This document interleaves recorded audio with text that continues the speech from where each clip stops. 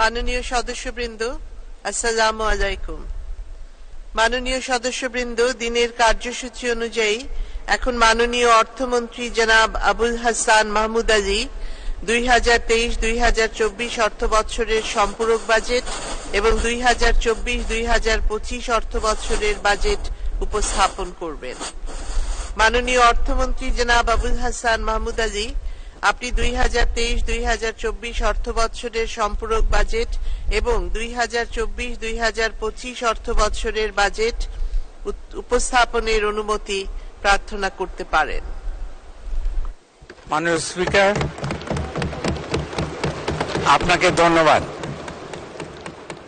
আমি আবুল হাসান মাহমুদ আলী, অর্থমন্ত্রী, 2023-24 অর্থবছরের সম্পূরক বাজেট এবং 2024-25 অর্থবছরের প্রস্তাবিত বাজেট এই মহান সংসদে উপস্থাপনের অনুমতি প্রার্থনা করছি। মাননীয় স্পিকার, আপনাকে ধন্যবাদ।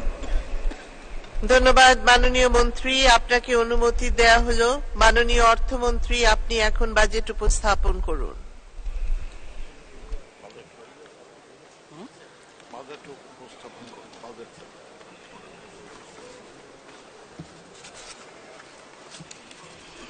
বিসমিল্লাহির রহমানির রহিম।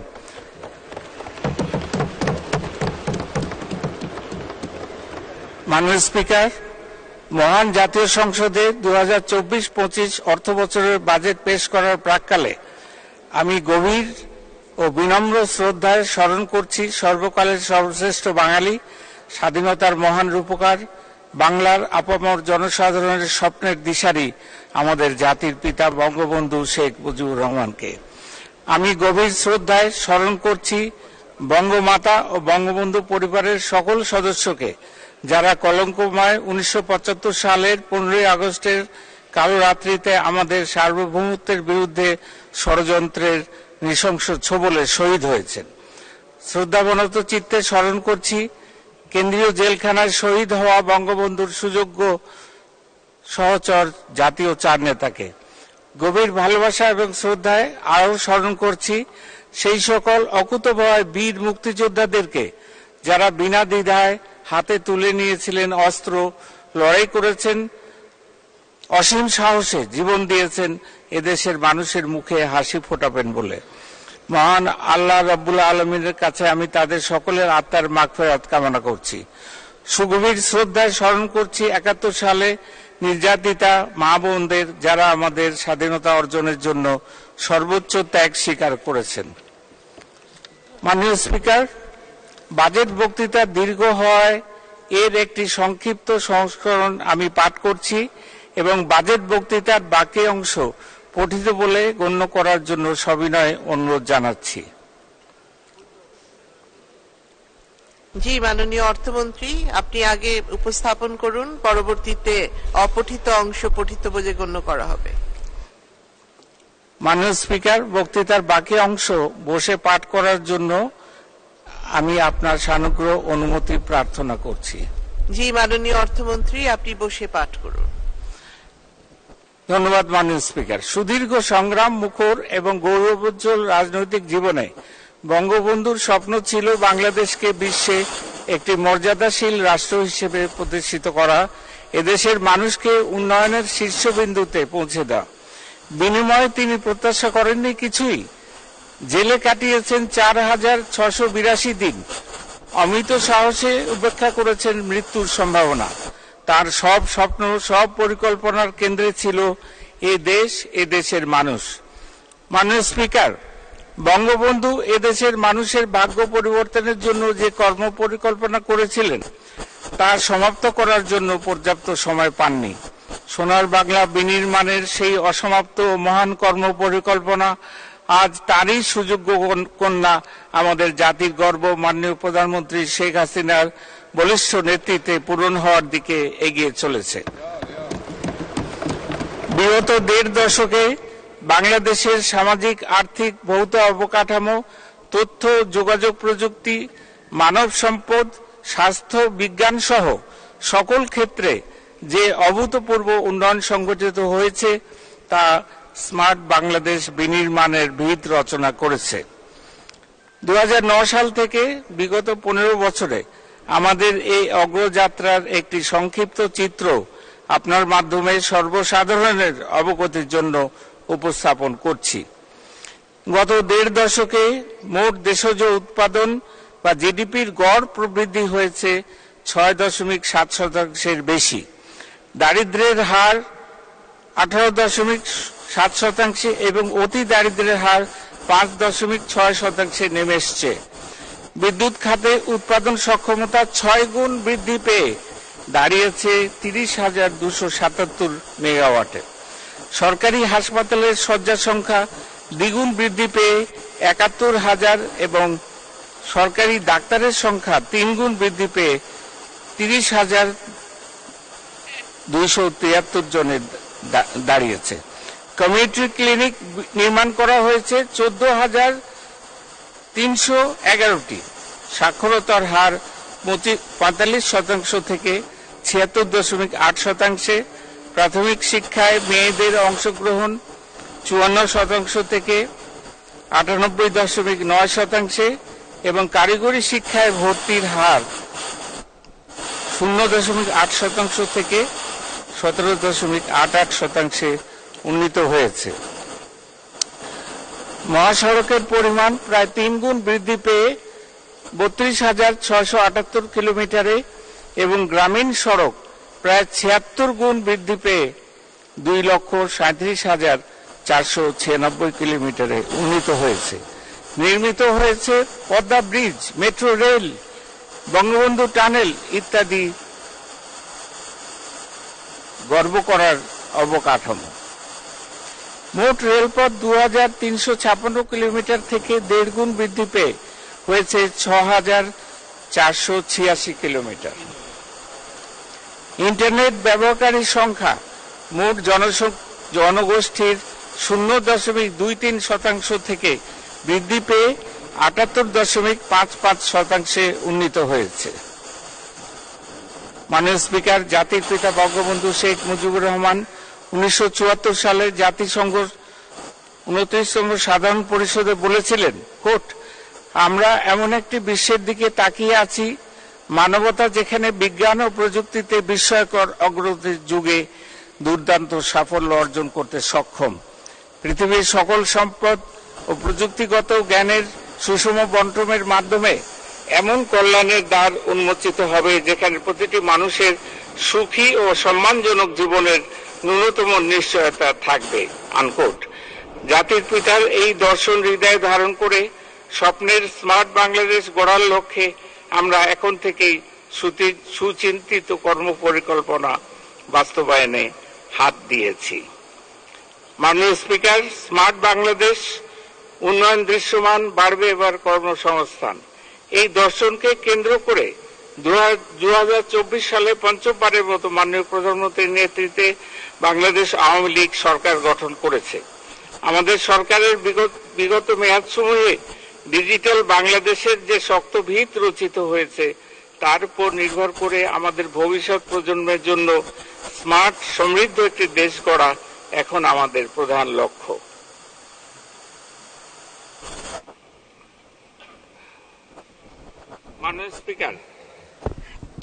মাননীয় স্পিকার, আমাদের এবারের নির্বাচনী ইশতেহারে আমরা মোট 11টি বিষয়ে বিশেষ অগ্রাধিকার দিয়েছি, যার মধ্যে রয়েছে দ্রব্যমূল্য সকলের ক্রয় ক্ষমতার মধ্যে রাখার জন্য সর্বাত্মক প্রচেষ্টা চালিয়ে যাওয়া, কর্মোপযোগী শিক্ষা ও যুবকদের কর্মসংস্থান নিশ্চিত করা, আধুনিক প্রযুক্তি নির্ভর স্মার্ট বাংলাদেশ গড়ে তোলা, লাভজনক কৃষির লক্ষ্যে সমন্বিত কৃষি ব্যবস্থা, যান্ত্রিকীকরণ ও প্রক্রিয়াজাতকরণে বিনিয়োগ বৃদ্ধি, দৃশ্যমান অবকাঠামোর সুবিধা নিয়ে এবং বিনিয়োগ বৃদ্ধি করে শিল্পের প্রসার ঘটানো, ব্যাংক সহ আর্থিক খাতে দক্ষতা ও সক্ষমতা বৃদ্ধি করা, নিম্ন আয়ের মানুষদের স্বাস্থ্যসেবা সুলভ করা, সর্বজনীন পেনশন ব্যবস্থায় সকলকে যুক্ত করা ইত্যাদি। আগামী অর্থবছরের জন্য বাজেট প্রণয়নের সময় আমরা এই বিষয়গুলো বিশেষ বিবেচনায় নিয়েছি। মাননীয় স্পিকার, এই পর্যায়ে আমি বৈশ্বিক প্রেক্ষাপটে বাংলাদেশের সামষ্টিক অর্থনীতির জন্য চ্যালেঞ্জ সমূহ এবং তা মোকাবেলার লক্ষ্যে বর্তমান সরকারের প্রথম বছরের বাজেটে গৃহীতব্য নীতি কৌশল সমূহ তুলে ধরার চেষ্টা করব। মাননীয় স্পিকার, 2022 সালের ফেব্রুয়ারিতে শুরু হওয়া রাশিয়া ইউক্রেন যুদ্ধের ফলে বিশ্বব্যাপী নিত্য প্রয়োজনীয় পণ্যের মূল্য বাড়তে থাকে এবং বাংলাদেশেও এর প্রভাব পড়ে। মূল্যস্ফীতি রোধে উন্নত দেশে সুদের হার বাড়তে থাকলে টাকার বিপরীতে বৈদেশিক মুদ্রার বিনিময় হারের উপর চাপ তৈরি হয় এবং একই সাথে বৈদেশিক মুদ্রার রিজার্ভ কমতে থাকে। এর ফলে বৈদেশিক মুদ্রার বিপরীতে টাকার বিনিময় হারের উল্লেখযোগ্য পরিমাণে ডেপ্রিসিয়েশন হওয়ায় আমদানিজনিত মূল্যস্ফীতি বৃদ্ধি পেয়েছে। গত এক বছরের বেশি সময় ধরে মূল্যস্ফীতি গড়ে 9% উপরে রয়েছে। আমাদের কর জিডিপি অনুপাতও অপেক্ষাকৃত কম। এই অনুপাত 8% নিচে রয়েছে। মধ্যমেয়াদে সরকারের ব্যয় সক্ষমতা বৃদ্ধি ও উন্নয়ন লক্ষ্যসমূহ পূরণ করার জন্য কর জিডিপি অনুপাত 10% উন্নীত করা জরুরি। মাননীয় স্পিকার, চতুর্থ শিল্প বিপ্লবের ফলে কৃত্রিম বুদ্ধিমত্তা, রোবট এবং অন্যান্য যন্ত্র নির্ভর উৎপাদন ব্যবস্থায় যে যুগান্তকারী পরিবর্তনের সূচনা আমরা দেখতে পাচ্ছি তা বৈদেশিক কর্মসংস্থানের সুযোগকে আগামীতে সংকুচিত করতে পারে। এই চ্যালেঞ্জ মোকাবেলায় প্রয়োজনীয় দক্ষতা ও জ্ঞান অর্জনের উপযোগী পরিবেশ এখন থেকেই তৈরি করার উদ্যোগ নেওয়া প্রয়োজন। আগামী 2026 সালে স্বল্পোন্নত দেশের তালিকা থেকে আনুষ্ঠানিকভাবে উত্তরণের পর দেশে প্রস্তুতকৃত পণ্য বিদেশে রপ্তানির ক্ষেত্রে বাংলাদেশ যে সকল সুবিধা পেয়ে থাকে তা ক্রমান্বয়ে হ্রাস হবে। পাশাপাশি দেশে প্রস্তুতকৃত যে সকল পণ্য আমদানি শুল্কের মাধ্যমে স্থানীয় বাজারে দীর্ঘদিন ধরে প্রতিরক্ষণ সুবিধা পেয়ে আসছে, আগামীতে তারাও মুক্ত প্রতিযোগিতার সম্মুখীন হবে।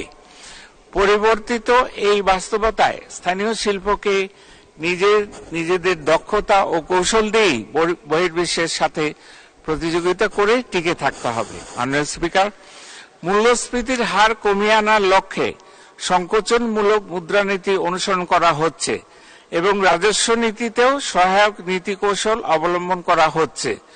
মূল্যস্ফীতির চাপ থেকে সাধারণ মানুষকে সুরক্ষা দিতে ফ্যামিলি কার্ড, ওএমএস ইত্যাদি কার্যক্রম জোরদার করা হয়েছে। আমাদের গৃহীত এসব নীতি কৌশলের ফলে আশা করছি আগামী অর্থবছরে মূল্যস্ফীতি 6.5% নেমে আসবে। একই সাথে কর রাজস্বের পরিমাণ জিডিপির 10% উন্নীত করার লক্ষ্যে প্রশাসনিক সক্ষমতা বৃদ্ধি, কর জাল সম্প্রসারণ এবং কর আদায় ও রাজস্ব ব্যবস্থাপনার অটোমেশন এবং হিউম্যান ইন্টারফেস কমানো ইত্যাদি পদক্ষেপ গ্রহণ করা হচ্ছে। 2009-10 অর্থবছর হতে 2022-23 অর্থবছর পর্যন্ত বাংলাদেশের গড় প্রবৃদ্ধির হার ছিল 6.7%। প্রবৃদ্ধির এই গতি ধরে রাখার লক্ষ্যে কৃষি ও শিল্প খাতের উৎপাদন উৎসাহিত করতে যৌক্তিক সকল সহায়তা অব্যাহত রাখা হবে।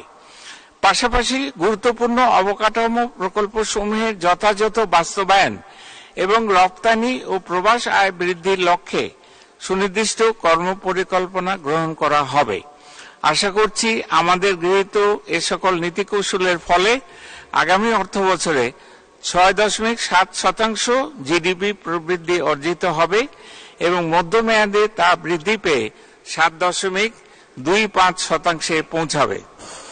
মাননীয় স্পিকার, মিয়ানমার এবং ভারতের সাথে আমাদের সমুদ্রসীমা আন্তর্জাতিক আদালতে নিষ্পত্তি হওয়ার প্রেক্ষিতে মৎস্য, সমুদ্র তলদেশের খনিজ সম্পদ ইত্যাদি আহরণ সহ ব্লু ইকোনমি বা সুনীল অর্থনীতির সকল সম্ভাবনার সদ্ব্যবহারের উপর এবারের বাজেটে বিশেষভাবে জোর দিয়েছি।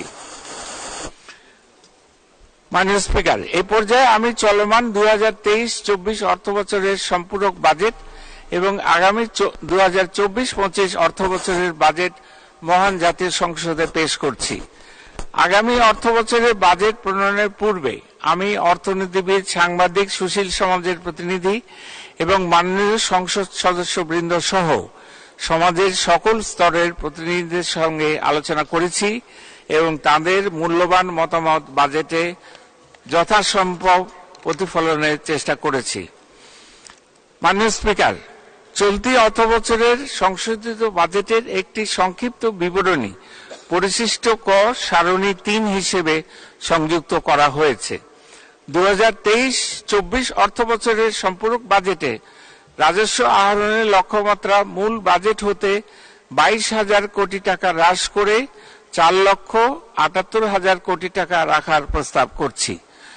চলতি 2023-24 অর্থবছরের বাজেটে সরকারি ব্যয়ের প্রাক্কলন করা হয়েছিল মোট 7,61,785 টাকা। এবছরের মার্চ পর্যন্ত ব্যয়ের অগ্রগতি বিবেচনায় 7,14,418 কোটি টাকার সংশোধিত বরাদ্দের প্রস্তাব করছি। সংশোধিত বার্ষিক উন্নয়ন কর্মসূচির আকার 2,45,000 কোটি টাকা নির্ধারণের প্রস্তাব করছি। সংশোধিত বাজেটে 2,36,418 কোটি টাকার ঘাটতি প্রস্তাব করছি, যা জিডিপির 4.7%। এর মধ্যে 1,56,625 কোটি টাকা অভ্যন্তরীণ উৎস হতে এবং 79,793 কোটি টাকা বৈদেশিক উৎস হতে নির্বাহ করার প্রস্তাব করছি। মাননীয় স্পিকার, এই পর্যায়ে আমি আগামী 2024-25 অর্থবছরের বাজেট কাঠামোর উপর আলোকপাত করব। আগামী 2024-25 অর্থবছরে মোট 5,41,000 কোটি টাকা রাজস্ব আয় প্রাক্কলন করা হয়েছে, যা জিডিপির 9.7%। এর মধ্যে জাতীয় রাজস্ব বোর্ডের মাধ্যমে 4,80,000 কোটি টাকা এবং অন্যান্য উৎস হতে 61,000 কোটি টাকা সংগ্রহ করার প্রস্তাব করছি। আগামী 2024-25 অর্থবছরে বাজেটের আকার প্রাক্কলন করা হয়েছে 7,97,000 কোটি টাকা, যা জিডিপির 14.2%। পরিচালন সহ অন্যান্য খাতে মোট 5,32,000 কোটি টাকা এবং বার্ষিক উন্নয়ন কর্মসূচিতে 2,65,000 কোটি টাকা বরাদ্দের প্রস্তাব করছি।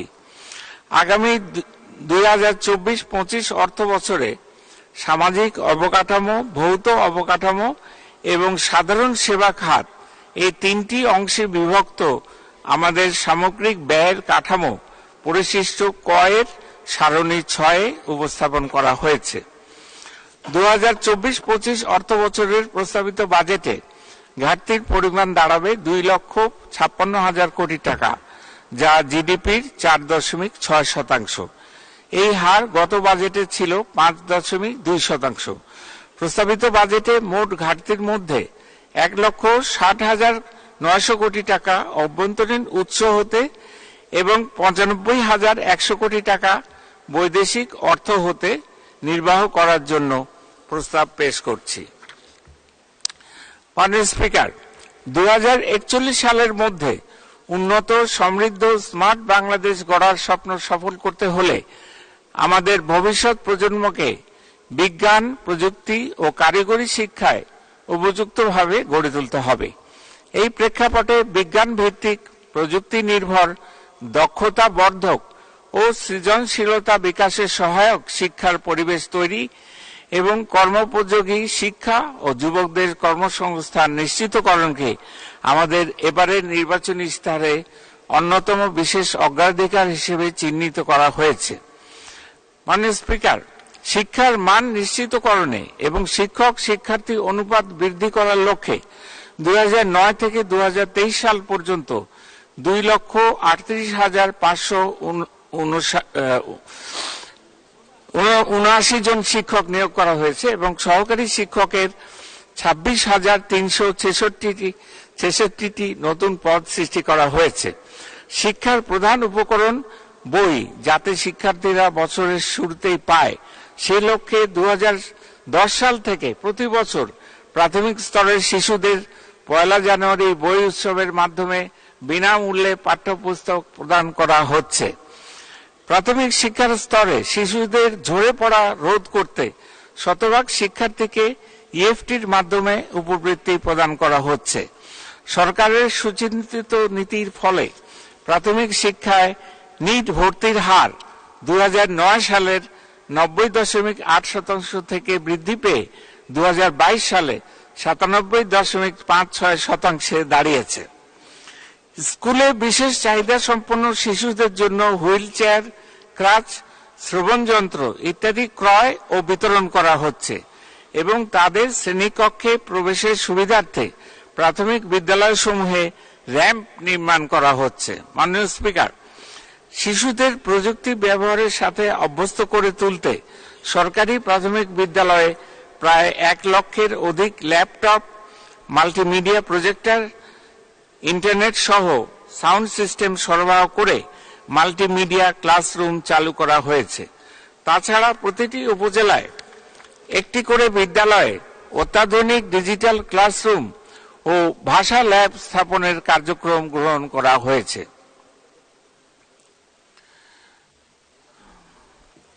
মাননীয় স্পিকার, আগামী 2024-25 অর্থ বছরে প্রাথমিক ও গণশিক্ষায় 38,819 কোটি টাকা বরাদ্দের প্রস্তাব করছি, যা চলমান 2023-24 অর্থ বছরে ছিল 34,722 কোটি টাকা।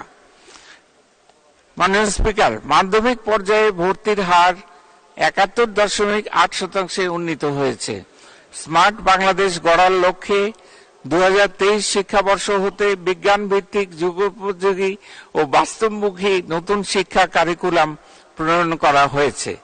এজন্য প্রয়োজনীয় মানব সম্পদ সৃজনের লক্ষ্যে দেশের 160টির অধিক বিশ্ববিদ্যালয়ে কাজ করে যাচ্ছে।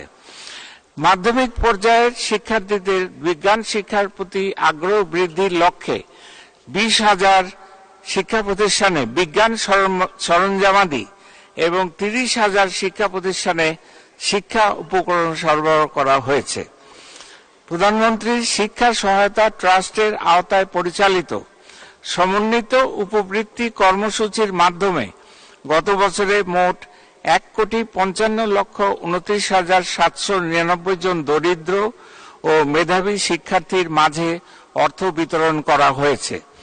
এছাড়া 2012-13 অর্থবছর থেকে 2022-23 অর্থবছর পর্যন্ত স্নাতক পর্যায়ের মোট 15,57,562 জন দরিদ্র ও মেধাবী শিক্ষার্থীকে অর্থ বিতরণ করা হয়েছে। উল্লেখ্য, স্নাতক পর্যায়ে যে সকল শিক্ষার্থীকে উপবৃত্তি প্রদান করা হয় তার প্রায় 60% নারী।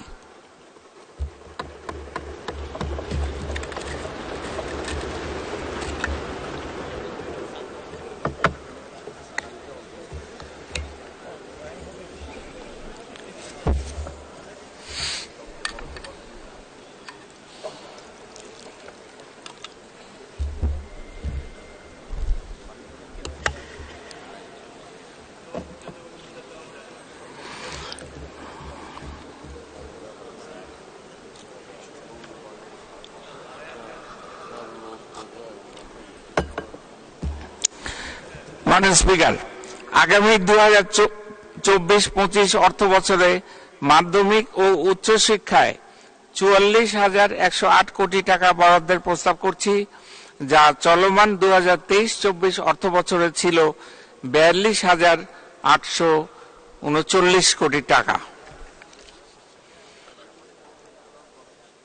মাননীয় স্পিকার, সরকারের ঐকান্তিক প্রচেষ্টায় বিগত কয়েক বছরে কারিগরি শিক্ষায় ভর্তির হার উল্লেখযোগ্য পরিমাণে বৃদ্ধি পেয়েছে।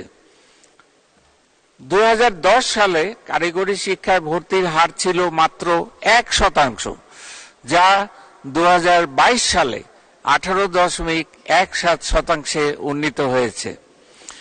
2023-24 অর্থ বছরে 33টি নতুন মাদ্রাসা এমপিওভুক্ত করা হয়েছে এবং 495টি মাদ্রাসায় মাল্টিমিডিয়া ক্লাসরুম স্থাপন করা হয়েছে।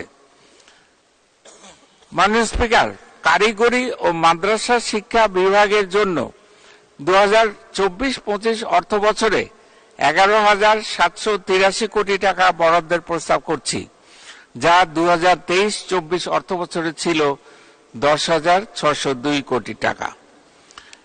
মাননীয় স্পিকার, সম্পদের সীমাবদ্ধতা সত্ত্বেও বাংলাদেশ স্বাস্থ্য সম্পর্কিত এমডিজি লক্ষ্য অর্জনে অসাধারণ সফলতা দেখিয়েছে।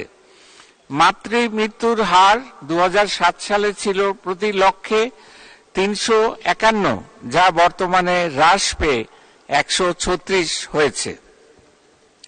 5 বছরের কম বয়সী শিশু মৃত্যুর হার 2007 সালে ছিল প্রতি 1000-এ 60, যা বর্তমানে হ্রাস পেয়ে 33-এ নেমে এসেছে। প্রত্যাশিত আয়ুষ্কাল 2007 সালে ছিল 66.6, যা বর্তমানে বৃদ্ধি পেয়ে 72.3-এ উন্নীত হয়েছে। বাংলাদেশের সম্প্রসারিত টিকাদান কর্মসূচির সাফল্য বিশ্বব্যাপী প্রশংসিত হয়েছে।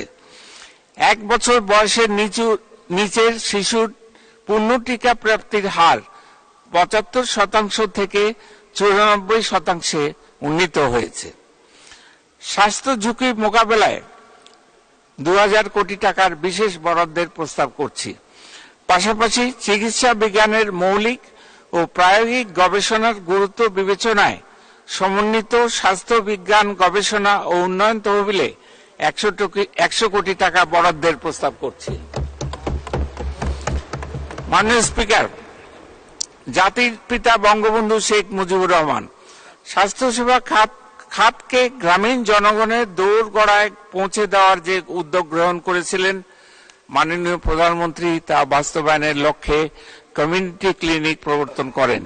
এই সকল কমিউনিটি ক্লিনিক থেকে গ্রামীণ জনগণকে স্বাস্থ্য সেবা নিশ্চিত করা হচ্ছে এবং 30 ধরনের ওষুধ বিনামূল্যে প্রদান করা হচ্ছে। সরকারের প্রয়োজনীয় উদ্যোগ এবং নীতি সহায়তার ফলে বাংলাদেশ এখন বিশ্বমানের ওষুধ উৎপাদনে সক্ষম। দেশের মোট চাহিদার প্রায় 98% ঔষধ স্থানীয়ভাবে উৎপাদিত হচ্ছে। পরিবার কল্যাণ সেবা সহজীকরণ সহ মা ও শিশুর স্বাস্থ্য সেবা নিশ্চিত করার জন্য ইউনিয়ন পর্যায়ে দক্ষ ধাত্রী ও মিডওয়াইফের মাধ্যমে নিরাপদ প্রসব সেবা দেয়া হচ্ছে। এছাড়া আধুনিক ও মানসম্পন্ন স্বাস্থ্য শিক্ষা নিশ্চিত করার লক্ষ্যে অধিক সংখ্যক মেডিকেল বিশ্ববিদ্যালয় স্থাপন, চিকিৎসা শিক্ষায় সকল স্নাতকোত্তর ডিগ্রিকে এক প্ল্যাটফর্মের আওতায় নিয়ে আসা, পরীক্ষা পদ্ধতির আধুনিকায়ন, শিক্ষক প্রশিক্ষণ ইত্যাদি কার্যক্রম বাস্তবায়ন করা হচ্ছে। মাননীয় স্পিকার, স্বাস্থ্য সেবা এবং স্বাস্থ্য শিক্ষা ও পরিবার কল্যাণের অব্যাহত অগ্রগতি বজায় রাখার নিমিত্ত আগামী 2024-25 অর্থ বছরে 41,407 কোটি টাকা বরাদ্দের প্রস্তাব করছি, যা 2023-24 অর্থ বছরে ছিল 38,051 কোটি টাকা। মাননীয় স্পিকার, প্রবাসী কর্মীদের প্রেরিত রেমিটেন্স দেশের অর্থনীতিকে স্বাবলম্বী করতে গুরুত্বপূর্ণ ভূমিকা পালন করছে।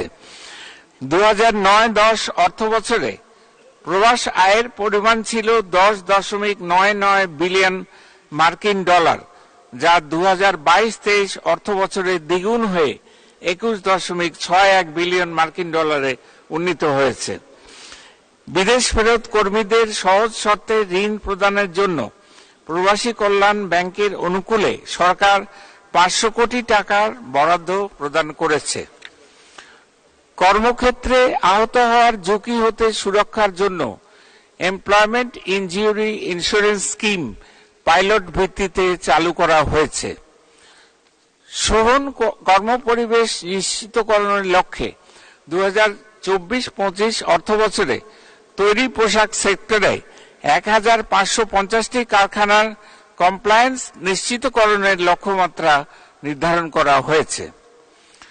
উচ্চতর কারিগরি দক্ষতা উন্নয়ন সহ শিল্প খাতে কর্মরত ব্যবস্থাপকদের দক্ষতা, গবেষণা ও উন্নয়ন তাড়িত উদ্ভাবন এবং সবুজ দক্ষতা বৃদ্ধিতে skill for industry competitiveness and innovation program SICIP প্রকল্পের কাজ শুরু হয়েছে।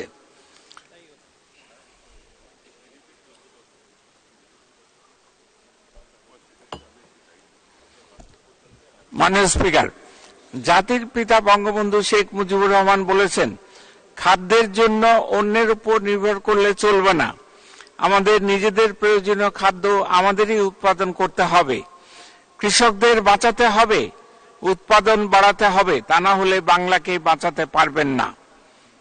আনকোট। জাতির পিতার এই দর্শনকে ধারণ করে তার সুযোগ্য উত্তরাধিকারী মাননীয় প্রধানমন্ত্রী শেখ হাসিনার নেতৃত্বাধীন সরকার দেশের কৃষি খাতে বিপ্লব ঘটিয়েছে। বিভিন্ন প্রকার ফসলের উন্নত এবং জলবায়ু সহিষ্ণু জাত উদ্ভাবিত জাত ও প্রযুক্তির দ্রুত সম্প্রসারণ, সুলভ মূল্যে সার ও বীজ সহ কৃষি উপকরণ সরবরাহ, কৃষি যান্ত্রিকীকরণ ইত্যাদি কার্যক্রম গ্রহণ করা হয়েছে। কৃষি উৎপাদনকে উৎসাহিত করতে ভর্তুকি প্রদান অব্যাহত রয়েছে এবং তা অদূর ভবিষ্যতেও চলমান থাকবে। সারে ভর্তুকি প্রদানের পাশাপাশি কৃষি উৎপাদন বৃদ্ধির লক্ষ্যে যান্ত্রিকীকরণ উৎসাহিত করা হচ্ছে। সরকারের কৃষি বান্ধব নীতির ফলে ধান, ভুট্টা, আলু, সবজি ও ফল সহ অন্যান্য ফসলের উৎপাদন ধারাবাহিকভাবে বৃদ্ধি পাচ্ছে। মাননীয় স্পিকার, সবার জন্য খাদ্য নিশ্চিত করা এবং নিম্ন আয়ের মানুষকে মূল্যস্ফীতির চাপ থেকে সুরক্ষা দিতে খাদ্য বান্ধব কর্মসূচির মাধ্যমে স্বল্প আয়ের 50 লক্ষ পরিবারকে বছরে কর্মাভাবকালীন 5 মাস প্রতি মাসে 30 কেজি করে চাল বিতরণ করা হচ্ছে। এছাড়া নিত্য প্রয়োজনীয় পণ্যের বাজার মূল্য স্থিতিশীল রাখতে সমগ্র বাংলাদেশে নিম্ন আয়ের প্রায় 1 কোটি পরিবারের নিকট টিসিবির ফ্যামিলি কার্ডের মাধ্যমে সুলভ মূল্যে চাল, ডাল, তেল ইত্যাদি সরবরাহ করা হচ্ছে। খাদ্যের অপচয় রোধে ও খাদ্য নিরাপত্তা নিশ্চিত করার লক্ষ্যে খাদ্য গুদামের ধারণ ক্ষমতা 21.86 লাখ মেট্রিক টনে উন্নীত করা হয়েছে এবং আগামী অর্থবছরে তা 29 লক্ষ মেট্রিক টনে উন্নীত করা হবে।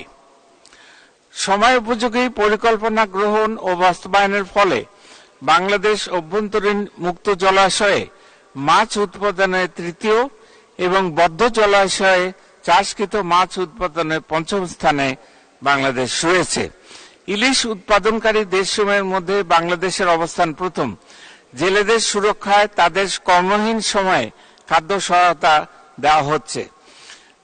দেশের ক্রমবর্ধমান প্রাণীজ আমিষের চাহিদা পূরণের ক্ষেত্রে গবাদি পশু এবং হাঁস মুরগির টেকসই জাত উন্নয়ন, সুষম খাদ্য ব্যবস্থাপনা এবং রোগ নিয়ন্ত্রণের মাধ্যমে উৎপাদন দ্বিগুণ করার কর্মপরিকল্পনা গ্রহণ করা হয়েছে।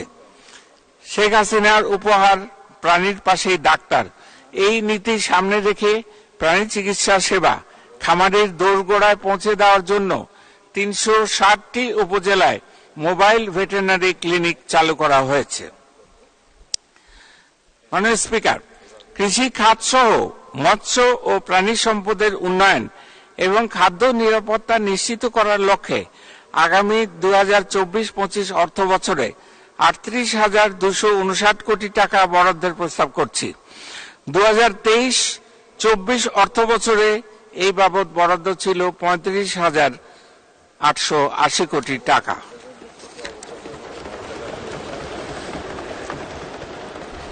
মাননীয় স্পিকার, শেখ হাসিনার মূলনীতি গ্রাম শহরের উন্নতি, এই প্রত্যয়ে আমাদের সরকার অর্থনৈতিক উন্নয়ন ও নাগরিক সুবিধাদির অন্যতম অনুষঙ্গ হিসেবে গ্রাম ও শহরে প্রয়োজনীয় অবকাঠামো তৈরি, সংস্কার ও সংরক্ষণ করছে। দেশব্যাপী যোগাযোগ অবকাঠামো নির্মাণ, সুপেয় পানি সরবরাহ, জলাবদ্ধতা নিরসন, স্যানিটেশন সুবিধা নিশ্চিত করা, ভূ উপরিস্থ পানি সংরক্ষণ ও ব্যবহার বৃদ্ধি, বর্জ্য ব্যবস্থাপনার উন্নয়ন ইত্যাদির মাধ্যমে নাগরিক সুবিধা নিশ্চিত করা হচ্ছে। ঢাকাবাসীর দৈনিক প্রায় 265 কোটি লিটার পানির চাহিদার বিপরীতে ঢাকা ওয়াসা দৈনিক প্রায় 275 কোটি লিটার সরবরাহ করার সক্ষমতা অর্জন করেছে। এছাড়া চট্টগ্রাম, খুলনা ও রাজশাহী ওয়াসাও নগরবাসীর জন্য সুপেয় পানি সরবরাহ করছে। গ্রাম শহরের ব্যবধান হ্রাস করে দেশের সকল জনগণের জন্য সমান সুযোগ নিশ্চিত করার লক্ষ্যে আমার গ্রাম আমার শহর কর্মসূচি সহ নানাবিধ কার্যক্রম বাস্তবায়ন করা হচ্ছে। সরকার গ্রাম নির্ভর অর্থনৈতিক কর্মকাণ্ড বেগবান করার নিমিত্ত ক্ষুদ্র ঋণ কর্মসূচি, আয়বর্ধক কর্মসূচি, কর্মসংস্থান ও দক্ষতা উন্নয়ন প্রশিক্ষণ প্রদানের জন্য বিভিন্ন কার্যক্রম পরিচালনা করে আসছে। গ্রামীণ সুবিধাবঞ্চিত মহিলাদের ও বেকার যুবকদের আত্মকর্মসংস্থান সৃষ্টি, দুগ্ধ উৎপাদন বৃদ্ধি ও গাভীর জাত উন্নয়ন কার্যক্রম সম্প্রসারণে ও নারীর ক্ষমতায়নের লক্ষ্যে আবর্তক ঋণ সহায়তা প্রদান করা হয়েছে। মাননীয় স্পিকার, স্থানীয় সরকার ও পল্লী উন্নয়ন বাবদ আগামী 2024-25 অর্থ বছরে 46,582 কোটি টাকা বরাদ্দের প্রস্তাব করছি। 2023-24 অর্থ বছরে এ বাবদ বরাদ্দ ছিল 48,137 কোটি টাকা। মাননীয় স্পিকার, বিদ্যুৎ খাতের উন্নয়নে সর্বোচ্চ গুরুত্ব দিয়ে ইতোমধ্যে শতভাগ জনগণকে বিদ্যুৎ সুবিধার আওতায় আনা হয়েছে। বিদ্যুৎ উৎপাদন ক্ষমতা 2009 সালে ছিল মাত্র 4,942 মেগাওয়াট, যা 30,277 মেগাওয়াটে উন্নীত হয়েছে। বিদ্যুৎ উৎপাদন ক্ষমতা 2030 সালের মধ্যে 40,000 মেগাওয়াটে এবং 2041 সালের মধ্যে 60,000 মেগাওয়াটে উন্নীত করার পরিকল্পনা গ্রহণ করা হয়েছে। পাবনার ঈশ্বরদীতে রূপপুর পারমাণবিক বিদ্যুৎ কেন্দ্র নির্মাণ প্রকল্প বাস্তবায়ন চূড়ান্ত পর্যায়ে রয়েছে। 2041 সালের মধ্যে মোট বিদ্যুৎ উৎপাদনের 40% নবায়নযোগ্য উৎস হতে উৎপাদনের লক্ষ্যমাত্রা নির্ধারণ করা হয়েছে। এই লক্ষ্যে নবায়নযোগ্য জ্বালানির উন্নয়ন ও ব্যবহার বৃদ্ধিকে উৎসাহ করতে 100 কোটি টাকা বিশেষ বরাদ্দের প্রস্তাব করছি। মাননীয় স্পিকার, 2009 সালের জানুয়ারি মাসে আমাদের গ্যাসের উৎপাদন ছিল দৈনিক 1,744 মিলিয়ন ঘনফুট, যা বৃদ্ধি পেয়ে বর্তমানে 2,100 মিলিয়ন ঘনফুটে উন্নীত হয়েছে। পাশাপাশি দৈনিক প্রায় 1,000 থেকে 1,050 মিলিয়ন ঘনফুট আমদানিকৃত এলএনজি জাতীয় গ্রিডে যুক্ত হচ্ছে। বড়পুকুরিয়া কয়লা খনি হতে জানুয়ারি 2024 সময় পর্যন্ত প্রায় 14 মিলিয়ন টন কয়লা উত্তোলন করা হয়েছে। দেশের ক্রমবর্ধমান গ্যাসের চাহিদা মেটানোর লক্ষ্যে অনশোর এলাকায় তেল গ্যাস অনুসন্ধান ও উত্তোলনের জন্য 48টি কূপ খনন ও ওয়ার্কওভার করার পরিকল্পনা রয়েছে।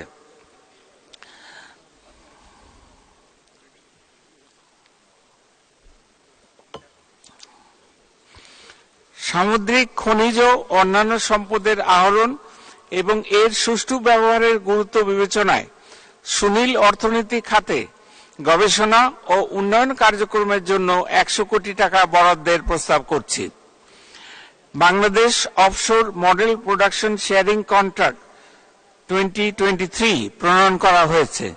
এর আওতায় অগভীর সমুদ্রের 9টি ব্লক এবং গভীর সমুদ্রের 15টি ব্লকে তেল গ্যাস অনুসন্ধান ও উত্তোলনের লক্ষ্যে আন্তর্জাতিক প্রতিষ্ঠান নিয়োগের জন্য বাংলাদেশ অফশোর বিডিং রাউন্ড 2024 শুরু করা হয়েছে।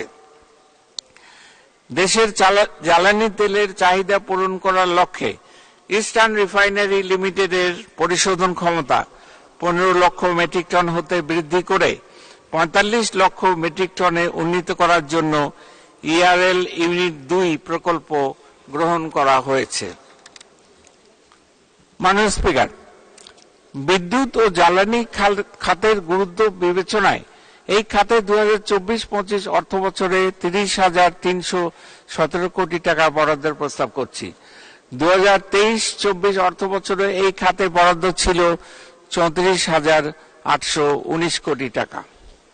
মাননীয় স্পিকার, আধুনিক ও টেকসই মহাসড়ক নেটওয়ার্ক গড়ে তোলার জন্য ইতোমধ্যে বিভিন্ন মহাসড়কে 1,439টি সেতু পুনর্নির্মাণ করা হয়েছে এবং 851.62 কিলোমিটার জাতীয় মহাসড়ক প্রশস্ত করা হয়েছে। এছাড়া 2041 সাল নাগাদ 12টি এক্সপ্রেসওয়ে এবং 10টি এলিভেটেড এক্সপ্রেসওয়ে নির্মাণের পরিকল্পনা রয়েছে।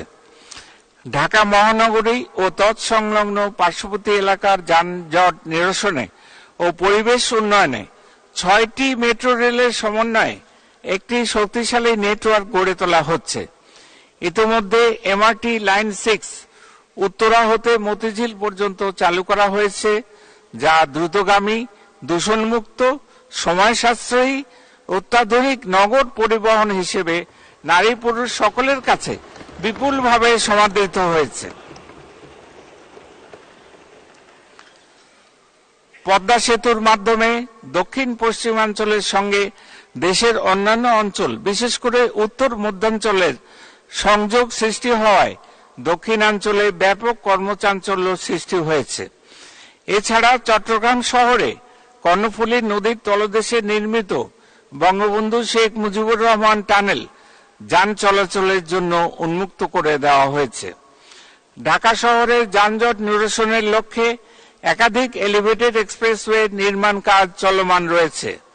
এছাড়া হযরত শাহজালাল আন্তর্জাতিক বিমানবন্দরের 3য় টার্মিনাল দ্রুততম সময়ে জনসাধারণের ব্যবহারের জন্য উন্মুক্ত করার লক্ষ্যে কার্যক্রম চলছে এবং কক্সবাজার বিমানবন্দর ও ওসমানী আন্তর্জাতিক বিমানবন্দরের রানওয়ে ও ট্যাক্সিওয়ে উন্নত ও দীর্ঘ করা হয়েছে।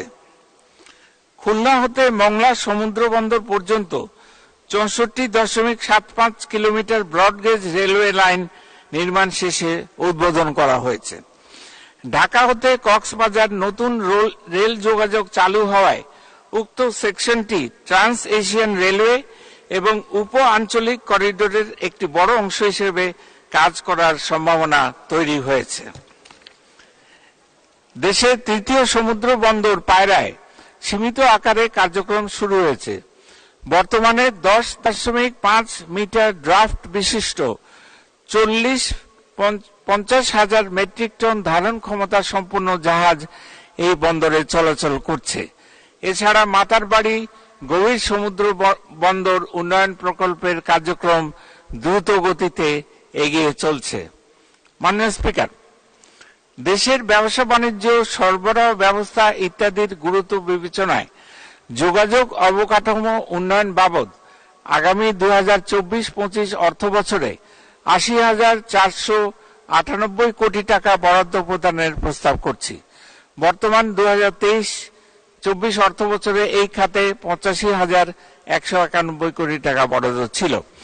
মাননীয় স্পিকার, সামাজিক নিরাপত্তার সুফল কার্যকরভাবে উপকারভোগীদের নিকট পৌঁছে দেওয়ার লক্ষ্যে সর্বমোট 115টি সামাজিক সুরক্ষা কার্যক্রমের 34টি ক্যাশ ভিত্তিক কর্মসূচির মধ্যে 19টি কর্মসূচির অর্থ ইলেকট্রনিক উপায়ে গভর্নমেন্ট টু পার্সন G2P পদ্ধতিতে সরাসরি উপকারভোগীর ব্যাংক হিসাব অথবা মোবাইল ব্যাংক হিসাবে পাঠানো হচ্ছে। প্রতিবন্ধীদের সুরক্ষায় আগামী অর্থ বছরে ভাতা প্রাপ্তের সংখ্যা 29 লক্ষ থেকে বৃদ্ধি করে 32,34,000 জনে উন্নীত করা হবে। এছাড়া প্রতিবন্ধী শিক্ষার্থীদের জন্য উচ্চ মাধ্যমিক স্তরের উপবৃত্তির হার বিদ্যমান 950 টাকা থেকে বাড়িয়ে 1050 টাকায় উন্নীত করার সিদ্ধান্ত গ্রহণ করা হয়েছে।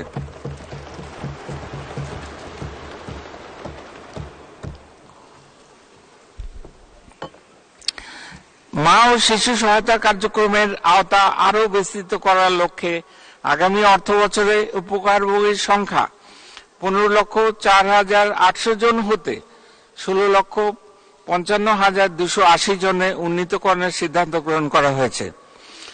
আগামী অর্থ বছরে বয়স্ক ভাতাভোগীর সংখ্যা 2 লক্ষ বৃদ্ধি করে 60,01,000 জনে উন্নীত করা হবে এবং এ বাবদ 4,351 কোটি টাকা বরাদ্দ দেওয়ার সিদ্ধান্ত নেওয়া হয়েছে।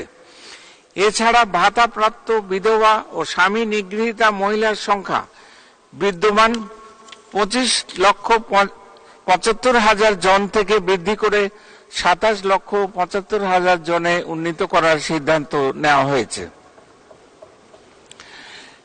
বীর মুক্তিযোদ্ধাদের কল্যাণে তাদের আর্থসামাজিক অবস্থা বিবেচনায় সকল শ্রেণীর বীর মুক্তিযোদ্ধাদের মাসিক সম্মানী ভাতা 2021-22 অর্থ বছরে ন্যূনতম 20,000 টাকায় উন্নীত করা হয়েছে। এছাড়া তাদের আবাসন নিশ্চিত করার লক্ষ্যে বিনামূল্যে 30,000 বীর নিবাস নির্মাণ করা হচ্ছে। ইতিমধ্যে 11,057টি বীর নিবাস নির্মাণ সম্পন্ন হয়েছে। মাননীয় স্পিকার, সামাজিক নিরাপত্তামূলক কার্যক্রম পরিচালনার জন্য আগামী 2024-25 অর্থ বছরে 1,36,026 কোটি টাকা বরাদ্দের প্রস্তাব করছি, যা 2023-24 অর্থ বছরে 1,26,272 কোটি টাকা ছিল।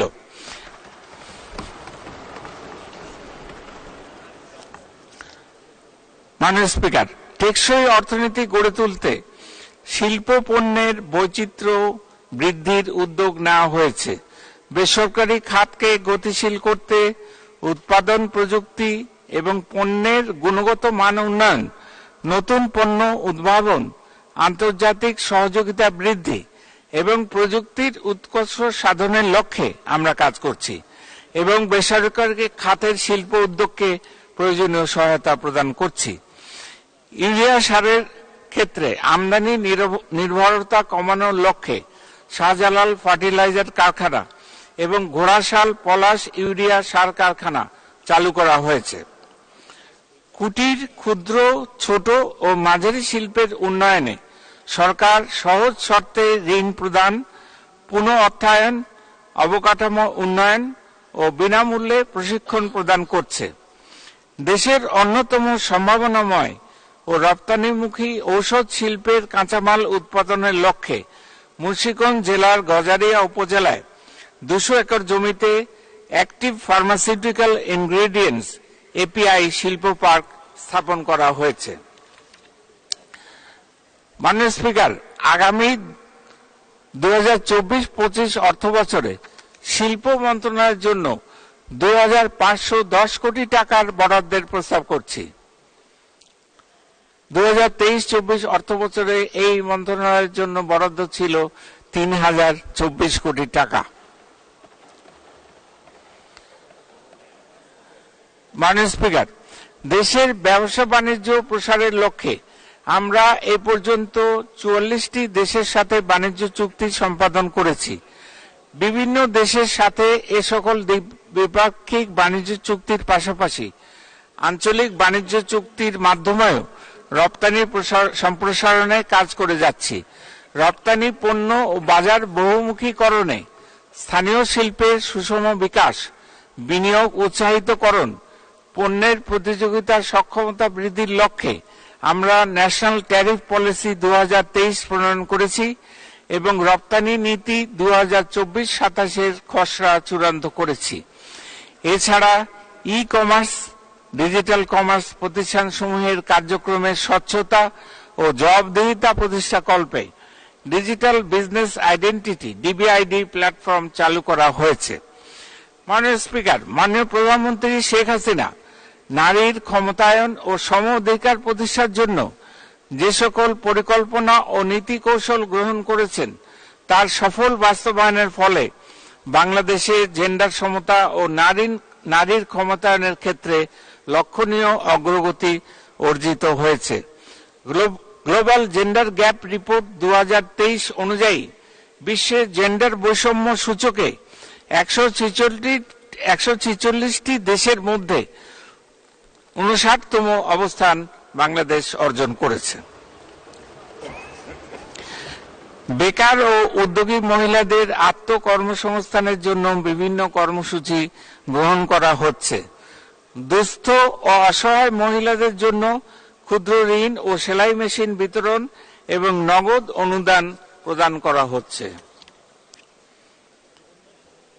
মাননীয় স্পিকার, জলবায়ু পরিবর্তনজনিত প্রভাব মোকাবেলায় Bangladesh climate change strategy and action plan BCCSAP, Bangladesh climate fiscal framework, Mujib climate prosperity plan, Bangladesh delta plan ইত্যাদি প্রণয়ন করা হয়েছে। এছাড়া সম্প্রতি জলবায়ু পরিবর্তনের অভিঘাত মোকাবেলায় গৃহীত প্রকল্পের সুষ্ঠু সমন্বয়ের লক্ষ্যে Bangladesh climate and development platform গঠন করা হয়েছে। এছাড়া দুর্যোগ ঝুঁকি কার্যকরভাবে মোকাবিলায় প্রয়োজনীয় অর্থায়ন সংক্রান্ত কৌশল অর্থাৎ ডিজাস্টার রিস্ক ফাইন্যান্সিং স্ট্র্যাটেজি প্রণয়ন করা হচ্ছে। জলবায়ু পরিবর্তনের অভিঘাতের গভীরতা ও ব্যাপ্তি বিবেচনায় জলবায়ু পরিবর্তনের সাথে অভিযোজনের সক্ষমতা বৃদ্ধি এবং প্রভাব হ্রাস সংক্রান্ত কার্যক্রমকে আরও বেগবান করার লক্ষ্যে এবারের বাজেটে 100 কোটি টাকার বিশেষ বরাদ্দের প্রস্তাব করছি। মাননীয় স্পিকার, পানি সম্পদের দক্ষ ও টেকসই ব্যবস্থাপনা নিশ্চিত করার লক্ষ্যে বন্যা নিয়ন্ত্রণ, নদী ভাঙন রোধ, নদী ড্রেজিং, সেচ ব্যবস্থাপনা উন্নয়ন, জলাবদ্ধতা দূরীকরণ ও ভূমি পুনরুদ্ধার সংক্রান্ত বিভিন্ন প্রকল্প বাস্তবায়ন করা হচ্ছে। এছাড়া বুড়িগঙ্গা, তুরাগ সহ বিভিন্ন নদী ও জলাশয় সংরক্ষণ এবং পুনরুদ্ধারের কাজ জোরদার করা হয়েছে।